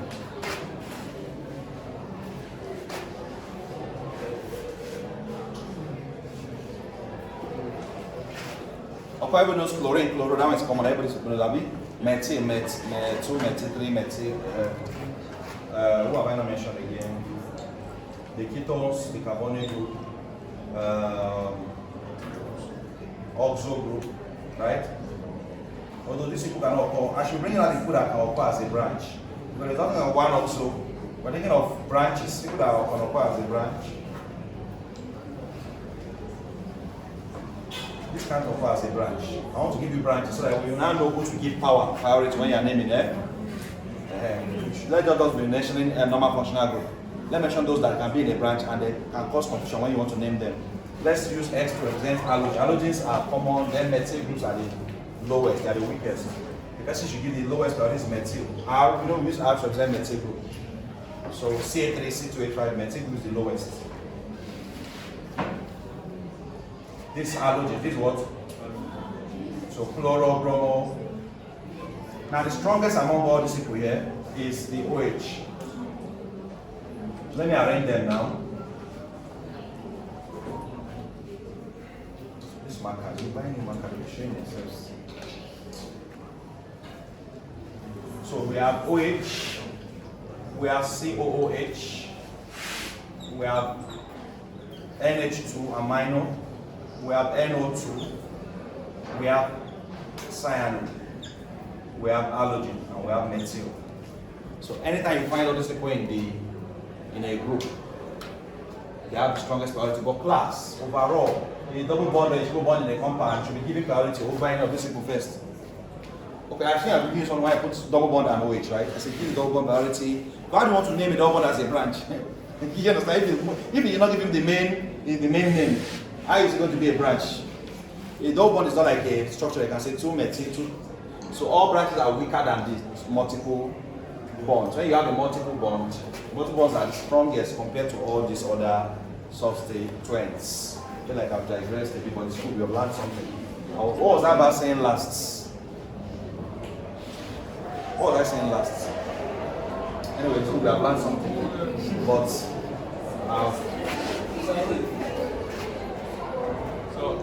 that's the order of preference, right? yes. See, carbonyl. The carbonyl cannot go as a brand. That's why we didn't consider it here. So it will never be a bone of contention in naming, because carbonyl groups don't occur as branches like 2 carbonyl, 3 carbonyl. You get. So, but carbonyl group, if it were to be here as just based on just normal functional group strength, carbonyl group would have just fallen short below our carboxylic based on strength, but usually it will not be a brand like 1 carbonyl, 2 carbonyl. You get. But based on strength, it will just fall below the. What will make it COH stronger than it is that it both has the carbonyl and still has the OH group. Now we are doing this thing in the class back then when we were students too. But lecturer was saying that OH is stronger than COH. We always believe that COH was stronger than OH. Even to sometimes some of us still say, why is OH stronger than COH? You are going to make that at 200 level when you start doing your clockwise and anti-clockwise rotation. When you come to optical isomerism, you'll be looking at your lecturer will teach you and you'll be told why. Yes, you're having a question. Before you forget. I said you arrange as 9 increasing. No, decreasing order. This is strongest. How can this guy be the strongest? Methyl is the weakest. Even halogen is stronger than methyl. That is Cl, all those bromo, they are stronger than methyl. After halogen is the second weakest. So decreasing order of strength, decreasing strength, not increasing strength, decreasing. So now if you say any of these branches in your name, you know what their branch name means, right? This hydroxyl, 1 hydroxyl, 2 hydroxyl. This is carboxylic. This is amino. This carbonyl, NYL, carbonyl. This nitro, cyano, alo, that's bromo, chloro, iodo, what is this? 2 methyl, 3 methyl propane, all those kind of things. Now, looking at, there's something I wanted to say about forgetting it. I will remember it's an important stuff. But now, class, to come back, let's continue.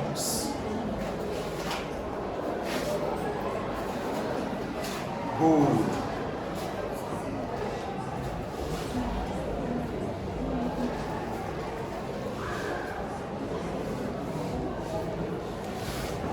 Name this structure now using what I just told you now.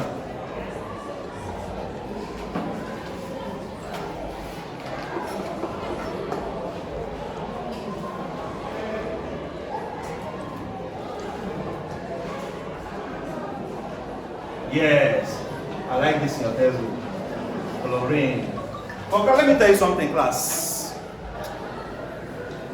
Interesting.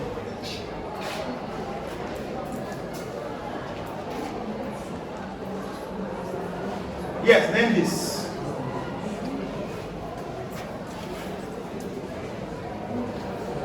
So among these, I told you all of them will not be together, right? So there are 3. We have the halogen, we have the amino, and we have the OH.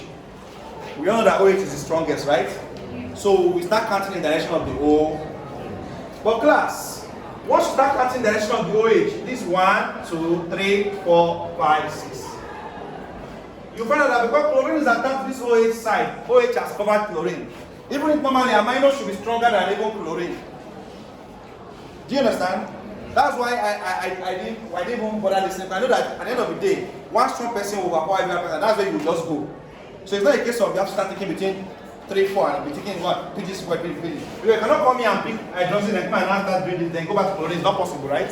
Once you have picked this line of counting, you have already picked it. So the strongest person will supersedes every other. So whoever comes after that person will not even care. Or don't share. Just like maybe your people are collected in the biggest way and give the rest to all the don't share. You don't concern me. You understand? That kind of thing. You understand? So it's always once you have picked the strongest person first, All other people just, because you have started counting in that line, right? So it will not ever be a big problem. It's just that first person that is the strongest picking. Whoever comes second, third, it doesn't even matter at the end of the day. Because OH, imagine OH, then how do you want to pick this guy over this guy? Because we must count like this now. Do you get the point? That's what I'm trying to say. Now, follow me now. Except it was NH2 that was here, and just NH2 and Cl, then you say NH2 should come. So class, what would the name of this compound be? It's obvious now, right? 2 hydroxy, okay, chlorine C comes before H. 3 chloro, right? 2 amino is true, see? 5 amino, 2 A, C, 5 amino, 3 chloro, 2 hydroxyl, hexane. Or you don't want to call the hydroxyl. You can say 5 amino, 3 chloro, hexane, 2 or 2 hexanol. So you can say 5 amino, 3 chloro, 2 hexanol. 5 amino, 3 chloro, 2, 5 amino, 3 chloro, 2 hexa. 5 amino, 3 chloro, 2 what?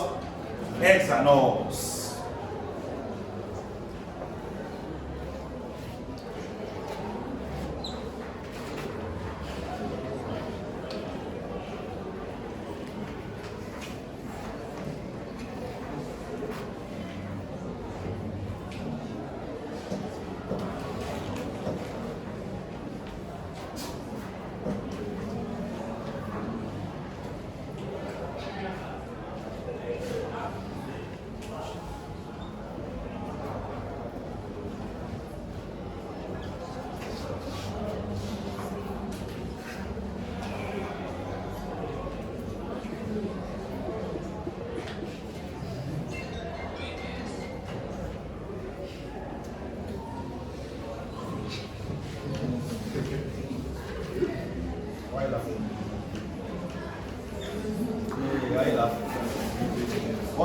What's funny? Class, name this structure.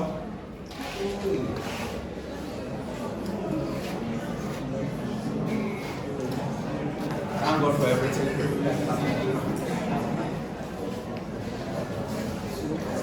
What's time? What's time?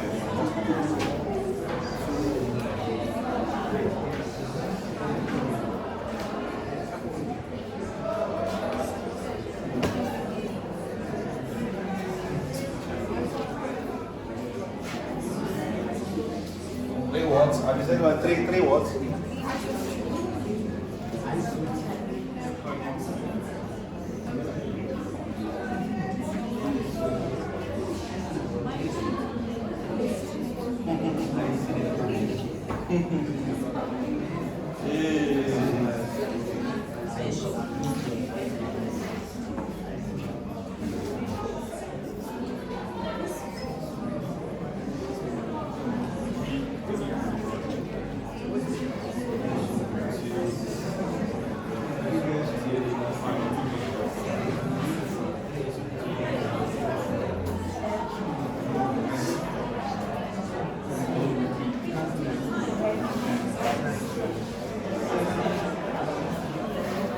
Please pause the video so that the viewers don't deserve this.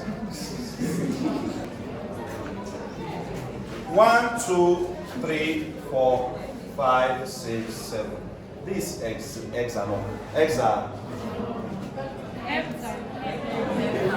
Who said X are not? Sometimes you don't put words in people's mouth. It's what? Enter. Parent name is heptane. Parent name is what? Class, but there's a branch of carbon 3. Who is this? This is propyl. This is what? But this is not just propyl that is attached to this on its first carbon. This propyl is attached to this main chain from its second. So this 1, 2 what? This propyl is coming in from its second carbon. Class, this propyl could have come in from its first carbon like this. 1, 2, 3. That means, class, when a branch is not joining the chain from its first carbon, you won't just name it as propyl. If this was the case, like if this is what we had.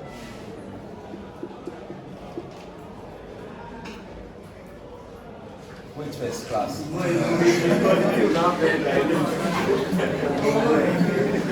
So sometimes when you are trying to confuse people, you not confuse yourself.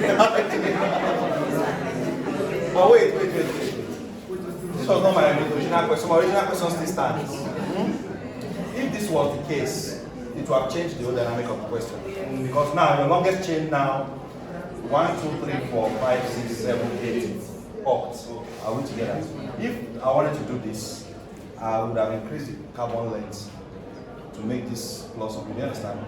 Increase carbon length so that even if you can't, my question still stands. Are we together? But I want, let's forget that this is wrong and let's just make a point. Are we together? I want to make a point in the sense that if this is where this carbon starts from, this branch starts from, this will now be 3 propyl. 3 what? Heptanol. Of course it's wrong, we know, right? Because it's not the longest. So this will actually be normal 3 propyl heptanol because the propyl started branching from its own first carbon. But even the branch has its own carbon 1, carbon 2, carbon 3. But now the question I gave you, the propyl started joining this guy from his second, not his first carbon. So you are not just allowed to say 3 propyl. So the propyl joined from his second. Do you get? So watch out for things like this. So you cannot just say 3 propyl class. It's going to be 3. Why is it's still 3? Because of course the propyl joined the parent name on the third carbon, right? But 3 now you now open a bracket. 2 propyl. These 2 in this bracket is telling us that of course it is propyl, but these propyls joined this parent name from his own second.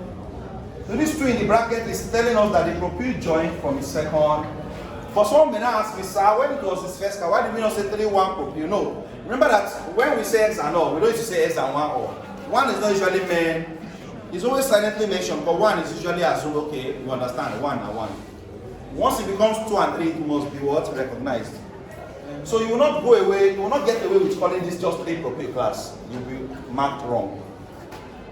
It's going to be called 3, 2 propyl heptanol. Propyl.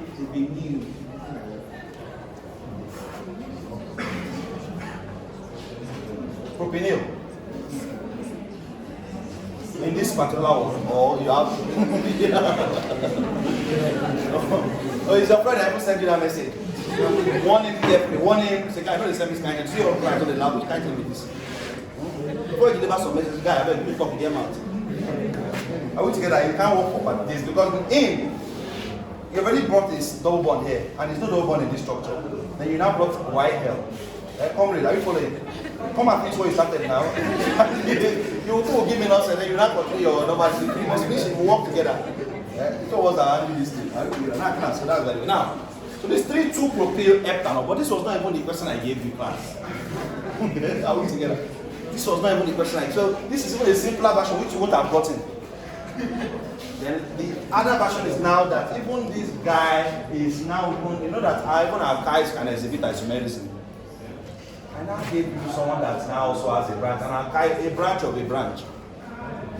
An archive group that has a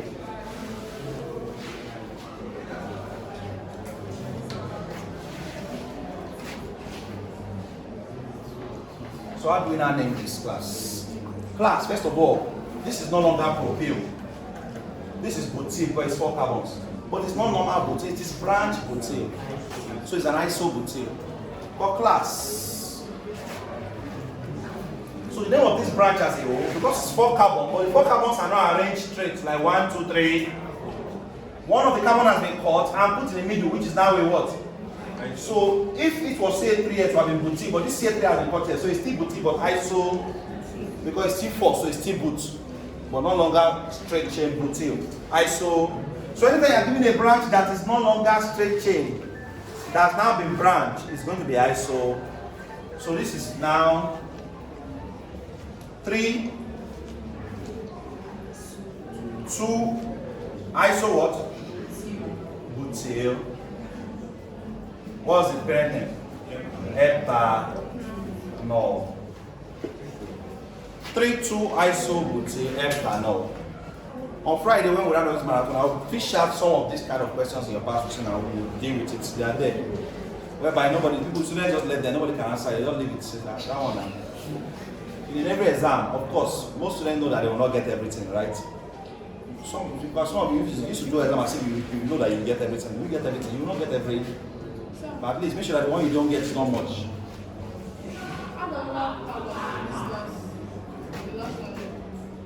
Is it this one? Yes. Oh, if I had a black one here. And up, another one, branching up.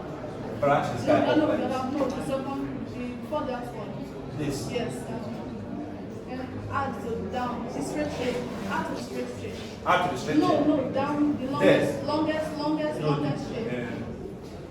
No, the other way. The other way.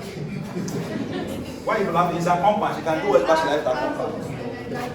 After I finish adding, just tell me your name, sir. Tell me your. You don't pass like that. How to get it? You found something and me, I still want to get it. How much your dinner, please? Okay, I'm just joking, class. Now follow me. As long as this compound will not be the end of us, we'll be able to find it. Are we together? Now, class. Because we have once done compound in class before. The student just produce a bomb before you know I ran out. Because everyone just what are you doing here? Class, look up. Let's first ascertain this before we start thinking of solving something wrong. You understand? Now, 1, 2, 3, 4, 5, 6, 7, 8. So this is now octa now. But octa 2. But O is on second. O is on second. So 2 octa now. 2 what? Parent name confirmed correct. Now, class, this branch, is it possible? Let us see. 1, 2, 3, 4. Okay, it's not possible. You know why? A branch has only one chance to have another branch. You understand? Because in organic chemistry terms, what is this branch looking for? That went to that branch here and here. It's already a branch, cannot even stand on its own. So if there was that one branch that we're putting on it, it was just, then you're not going to put another branch. It's not even plausible. Do you understand? Yes, so because there's no name for this structure. So the only name we can give it now must be your name. Are we together? So you can't waste this time for nothing. So what's your name, please? You can't waste this time. Praise, I mean 2 isopraise. 2 isopraise. What village are you from? Are we together? You're from Ugeli. 2 isopraise. 3 diugeli. What state? Delta state. So, but now it's a nice try. Sometimes you just think of some nonsense and you carry it out. It's good. Sometimes you just think outside the box.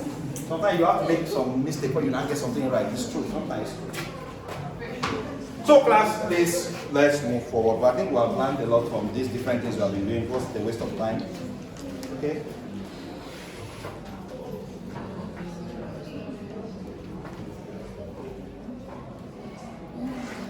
So class, yes, I wanted to also introduce a condensed formula.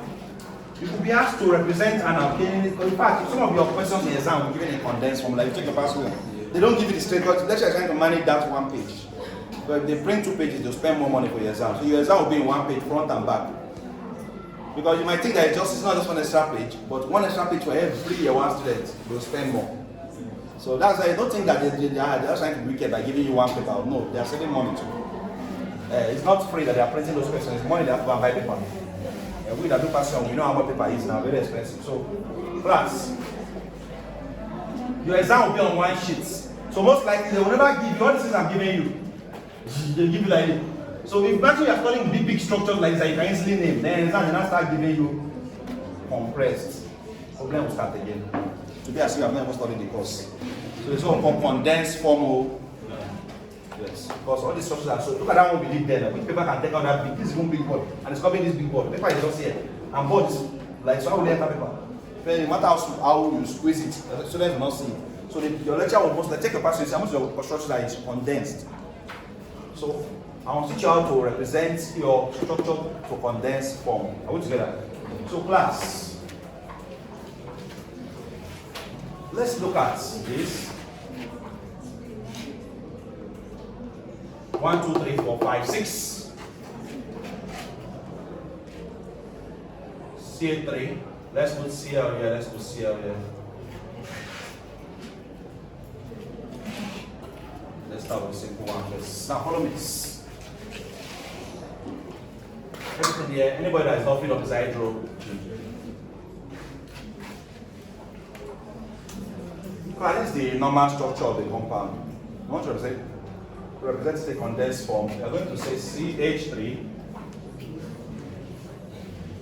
So in condensed formula, we mention as less bond as possible, except when absolutely necessary. So we put CH3 here. Then we can put CH. Class, anybody that is in a branch, put him in brackets. Put them in a what? By this branch. Sometimes we will put H3C like this, or some will put CH3 like this. Then put CH, this CH, right? Then CH3 in the bracket, right? Now, after CH, then this CH3, because is a branch, it's inside the, then CH2, CH, then C, CL2. But these two C's are on this C, so you put it. Anybody that is a branch, put them in a bracket. So anytime you're in the exam and they give you a structure in condensed, and all those people inside those brackets, when you are bringing out their structure, they are branches. They are what? Branches. CH2, CH3. This is the condensed formula of this structure. This is the condensed formula of this what? Structure.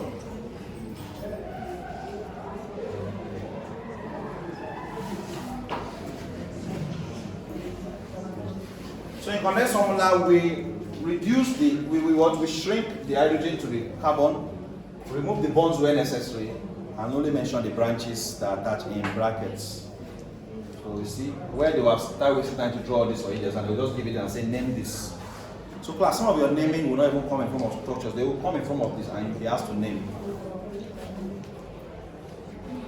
Also, if you give your answer in condensed formula, you are not wrong. Because sometimes even the space will be too small to draw the structure that you have as your final answer. So it's also important that you are good in just condensed formula. But if lecturer can give this question in condensed, you can also give him answer in what? Condensed formula. Yes, it's allowed. I've tested it, and if it has not been working, students who have been failing woefully now. I would have found that by now. And so you told all of us, so you told us we do in condensed. Everybody just was not added. So condensed has been worked. Then you use condensed. But the space is never enough to draw some structures, except when it's a structure that you can easily draw it. But I said they specifically say draw the structure, then you have to draw the structure. But you just say name, or you are using it in reaction terms. Put it that way. Now, class, let us now look at this same structure can be expressed in skeletal form. Skeletal structure. Skeletal what? Okay. So in case of giving like this form as like limits, should be allowed to carry a sheet of paper like to draw it. If you are asked to name this, will you be allowed to carry a sheet of paper? Yes, or there is space like Are you asking for this particular picture, or you have plans for the paper? So you want to know whether they will allow, but let me know, I'm going to arrange myself. like I need to draw it like Because the way you ask, when you ask person, the way you did your face, like, let me know whether paper is allowed. That's okay, whether people will be allowed to do what? Use your desk now. Use your desk. Use your palms, or use anything. But if they allow paper, if they allow paper, you're written first semester, what are you asking? If they allow? they don't. You're written first semester. But maybe the answer I'm giving you now, but when I was in year one, I don't remember. But you just wrote the exam last semester. You have more experience, but you just wrote the exam last year. Did they allow you? Did they allow you? No, right? Now, class. See, now let's go. In skeletal structure, you will not even see carbon self. Unless you are still seeing carbon. In skeletal, you will not see. So this 1, 2, 3, 4, 5, 6. 1, 2, 3, 4, 5, 6. So this is where it ends. 1, 2, 3, 4, 5, 6. The only people that will show are the branches that we cannot hide. Carbon 1. Now this carbon will not show. I'm just trying to change you. It will not show. So normally this is what you should have.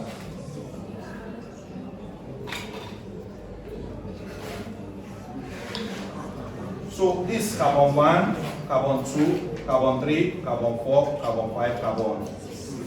So 1, 2. Now on carbon 2 there is a methyl group.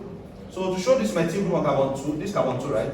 Just put a branch, one line branch. You have represented one methyl. One line. On carbon, this carbon 3 is nothing. Carbon 4, the Cl and the Cl, right? Class, you have to show the Cl. There's no way you can represent Cl without showing Cl. So what you can do is this, there are two Cls, right, on carbon 4. So Cl, C, or if you can put one up and one down, Cl, you are still correct. There's no one fixed rule that they are this still correct to Cl. And that's all. This skeletal structure of this compound. This skeletal structure of this compound.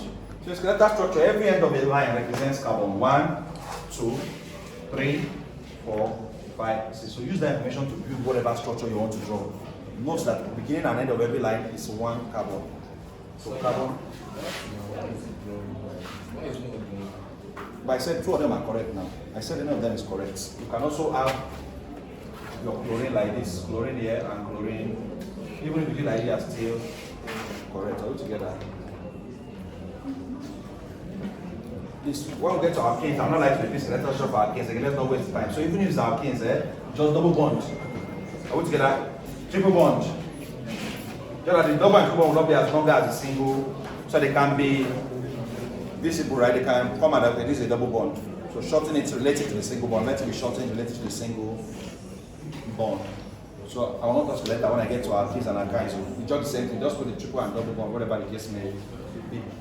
Also, condensed formulas. I don't need to go back. So when we just go to alkene and alkyne, we go to their reactions. Let's know that we have achieved. If this time we use that, we're doing something good.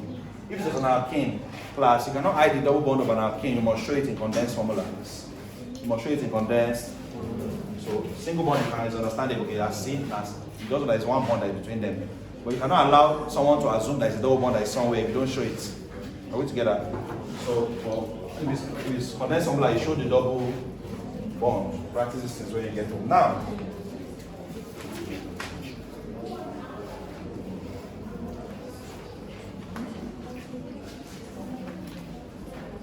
class, we can have cyclic. I've already told you about cyclic compounds. We can have a combination of cyclic compound and skeletal structure. Follow me. Cyclic compound and a skeletal structure. And you have to name this. Cyclic with skeletal. Okay, you have a question, yes. Is that counting from here? So From if we where? are to name, I mean This one? This This one, yes. if we are to name the structure now. No, this counting, I was just counting, I've not named, I've not counting it because I want to name it, I was just counting for number section. Okay, so it's not hard to get in the skeletal. In this, Skeletal. it will, but I didn't think of that. I was just thinking about to explain skeletal to students. But if I was to name this, I want to look at it very, very well to name it. I don't, am I right, my wrong? I don't know yet. But let's see.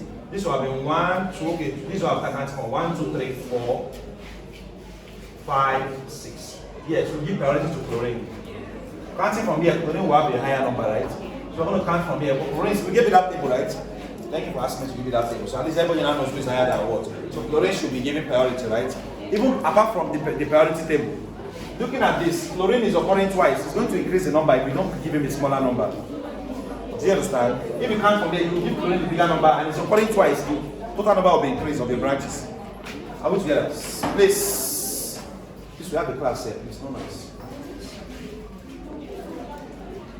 Yes, what was I saying before? Okay, this, yes. Now naming this, now this is a cyclic compound and a skeletal structure. How do you name this together? When they mix cyclic plus skeletal. What must be the name of this structure? No noise. Class, hello. Pause this video for me first.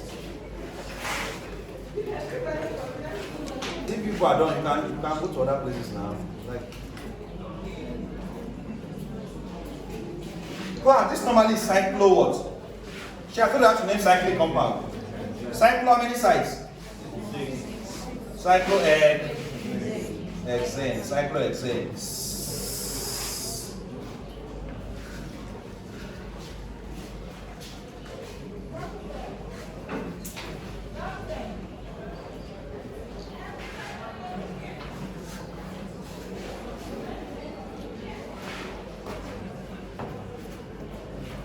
And this is 1, 2, 3, 4. Don't start counting it from here. This one is what is used to join it to it. It's not part of the. Because if it is now 5, how will you now join it to this? How will you now know? You understand? So never count this first one. Don't start counting 1, 2, no. This is just a normal thing. This is like a linkage. So 1, 2, 3, 4. 4 means what? Butyl. 4 means what? So this is 1 butyl, 1 what? Cyclohexane. Cyclo what? 1 butyl cyclohexane. 1 butyl cyclohexane. 1 butyl cyclohexane. Class.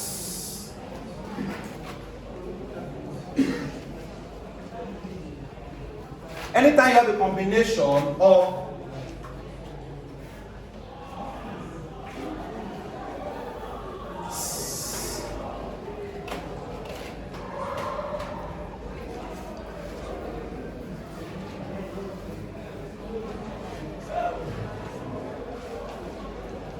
so let's name this now.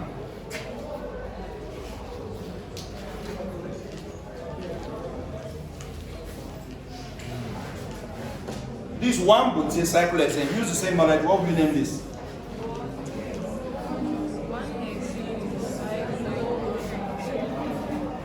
1 hexyl. Go ahead. Cyclo. Okay. So it's wrong. It's what? And I'll tell you why. I actually set a trap, so it's not your fault. Because class, this is correct, but this is wrong. Follow me now. Let me tell you why this is wrong.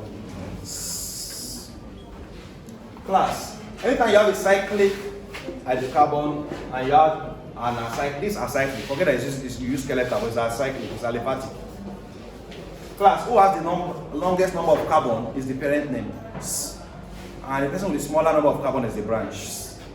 In this case, we call this 1 butyl, because these 4 carbons, these 6 carbons. So this guy has higher carbon than this guy. So this is the parent. So that's why the name is cyclohexane and this is the branch. But in this case, this is a 5-sided, meaning that this 5 carbons and these 6 carbons on this side. So this guy is the parent name. 6 carbons makes hexane, right? So you don't call him hexyl because it's no longer a branch, it's now the boss, hexane. And this guy will now be the branch. So this guy is attached to the first carbon. Normally this is cyclopentane. If it was complete, it's cyclopentane. When it's a branch, it now becomes cyclopentyl. Cyclopen. So this guy is now 1 cyclopentyl. 1 what? Hexane. 1 cyclopentyl hexane. The smaller number of carbon is always the branch. The higher number of carbon is the parent name. The smaller number of carbon is the branch. The longer number of carbon is the parent name. Please take notes. So before you start naming, don't just say because someone looks like a branch, then you just call him a branch. They can make someone look like a branch, meanwhile he has more carbons. And that person will be looking at you. No, you underrate me, Abi, your result will come out.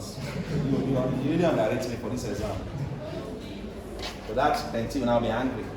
So you really underrate me. Now, that's that for that. Preparation of alkanes. I think I've pointed out all key points for these alkanes. Preparation of alkanes. Okay, we said we also look at bicyclic compounds today, right? Let's just look at bicyclic compounds at once. So that you just be that this reaction is what's remaining. Reaction of alkanes, alkynes. Then we can continue it today, tomorrow, like that. Let's look at bicyclic compounds. Since we're in this area of naming, nomenclature, structure, all those stuff, let's just enter bicyclic like that. Bicyclic compounds. So there's not much notes there, just teach you how to name them and how to show their structure. So it's not going to take time. It's not going to take time. Class, bicyclic compounds actually belong to the family of what we call polycyclic alkanes. They are polycyclic. They are what? When you have more than one cycle, bicycle means you contain 2 cycles, so they are polycyclic. Anything more than one cycle is polycyclic. Polycyclic. So bicycle is used to indicate compounds containing two fused rings. Right now, bicyclo is used to indicate compounds containing two fused rings.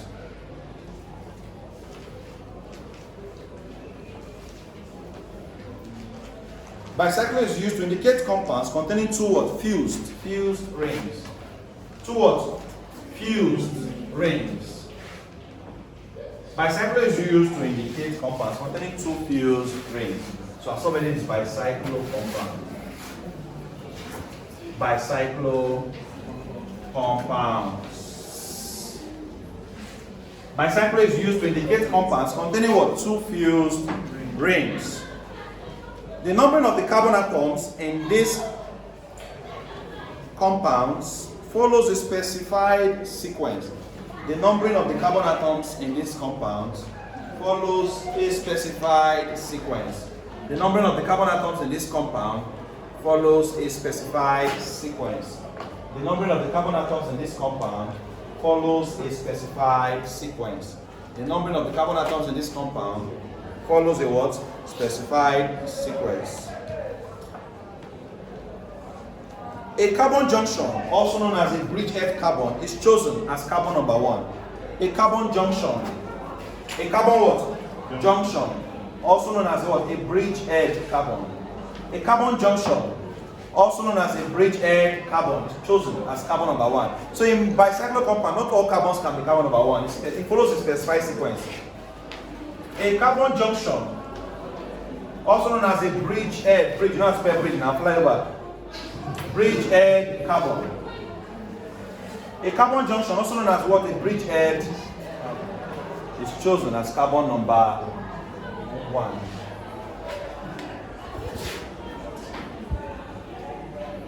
It's accident, they don't have they don't have practical, so they have time to talk. Obviously, science students talking like they don't have time. Before you talk one or two, they land you 2 assignments. They landed you don't have to pay your manual. Don't listen, anytime they say that equal less busy, just add 1 course to your department. Say equal, they are free. They don't worry. As equal doing COS, I mean, add 1 course. A, B, Z, A, B, 102, 102 this. When you are too free, just add 1 thing to your. So don't let them know that you are free. Don't give you 2 courses, 2 weeks to exam, 2. A carbon junction, also known as a bridgehead carbon.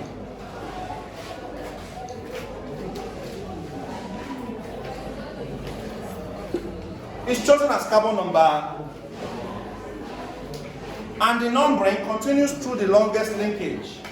And the numbering and the what? Numbering continues through the longest linkage to the second carbon junction. And the numbering continues through the longest linkage to the second carbon junction.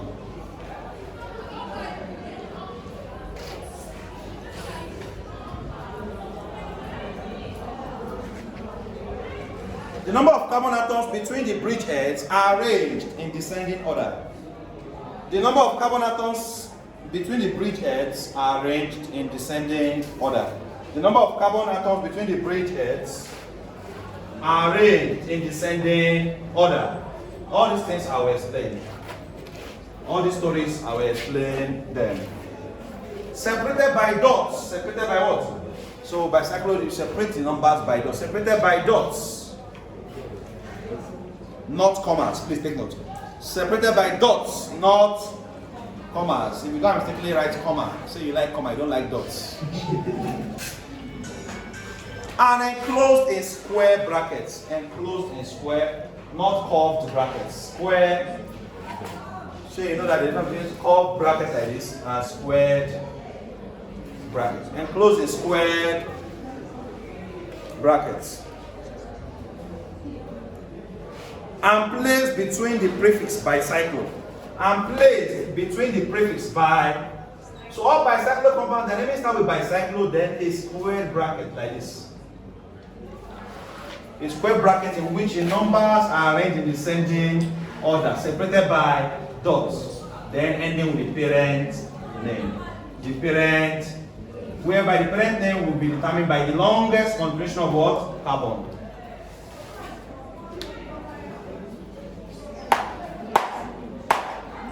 Class, the note part is over now. It's time to now understand. Time to now So class,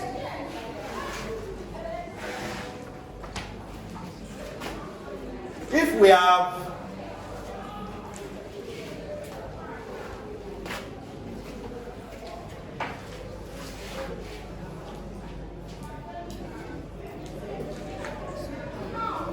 how do you recognize a bicyclo compound? You will first see a cyclic structure. Then normally, if this was the only thing they gave you, it's not yet a bicycle. In between the cyclic structure, you will now see a bridge or a linkage. Now I'll give you two examples, and I'm teaching here as if I'm teaching people that have not known it before, so I don't want to assume that you know it, especially for those that just joined us the second time. Class, there's no between this linkage and this linkage. This linkage is straight, meaning that there's no space for any extra carbon. But anytime there's a bending of the linkage, class, it can take in one more. The number of bending determines how many carbons can come in. Let me show you another example. Follow me carefully.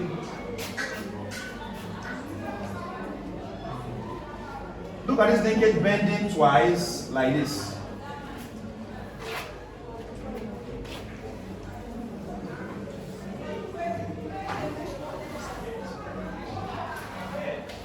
Why this guy cannot take any carbon? This guy can take one, this guy can take two.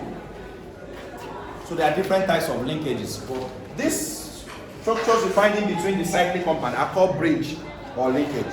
Bridge or what? Linkage. Now when naming of bicyclo compounds, your carbon 1 must start either from this top of this bridge or this place. So this carbon 1. Then you start counting till you get to the second bridge. So you can say 1, you can say 2, you can say 3, you can say 4, you can say 5, and you can say 7.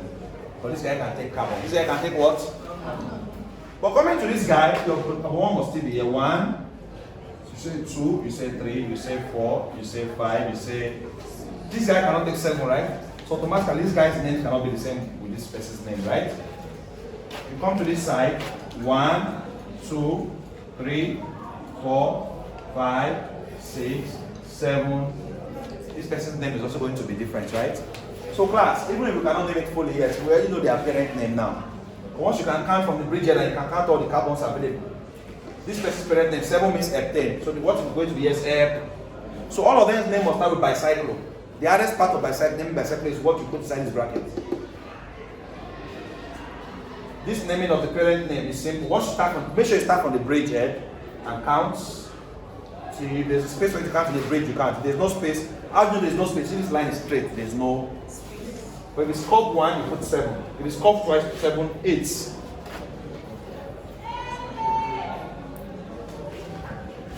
So this guy is heptane 7. This is hexane 6. This guy is octane 8. The next thing we need to do now is the numbers. Because there will be 3 numbers in this bracket class.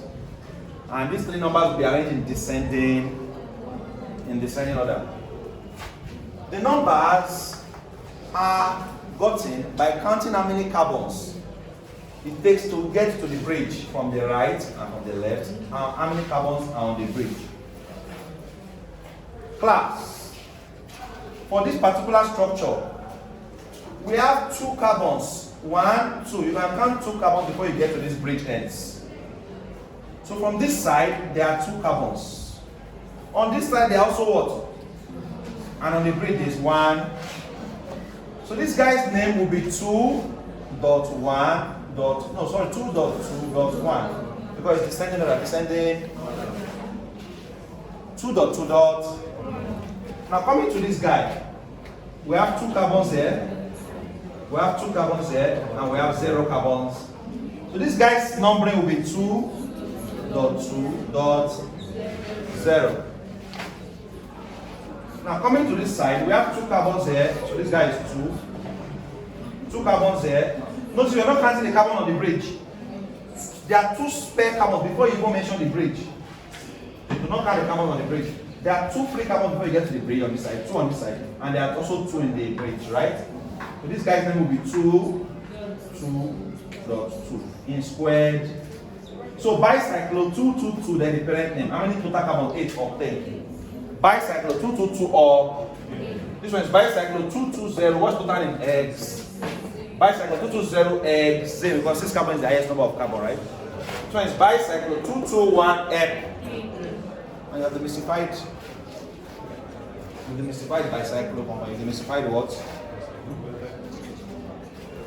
So whether you are asked to name or you are asked to draw the structure, shouldn't have any problem. Shouldn't have any. Whether you're asked to name or you're asked to draw the structure, you shouldn't have any problem. So class, I think this will be a good point to stop. And I know that what I have left is reactions and spectroscopy techniques. So I've done skeletal structures, I've done bicycle, I've done isomerism, I've done when they mix together, I've done priority. So tomorrow when I now come, you know that our focus is reactions, alkenes, alkynes, and what? Benzenes. I hope you have learned something today. So see you tomorrow. Like I advised, while we are teaching, we are learning, try and be revising every evening. It will make it easier for you to remember what you have been taught. So if you're following this class and you learned a lot from this class, before you go, you can hit the subscribe button so that when other of the classes drop, you will be informed. So thank you for sticking with us. See you tomorrow.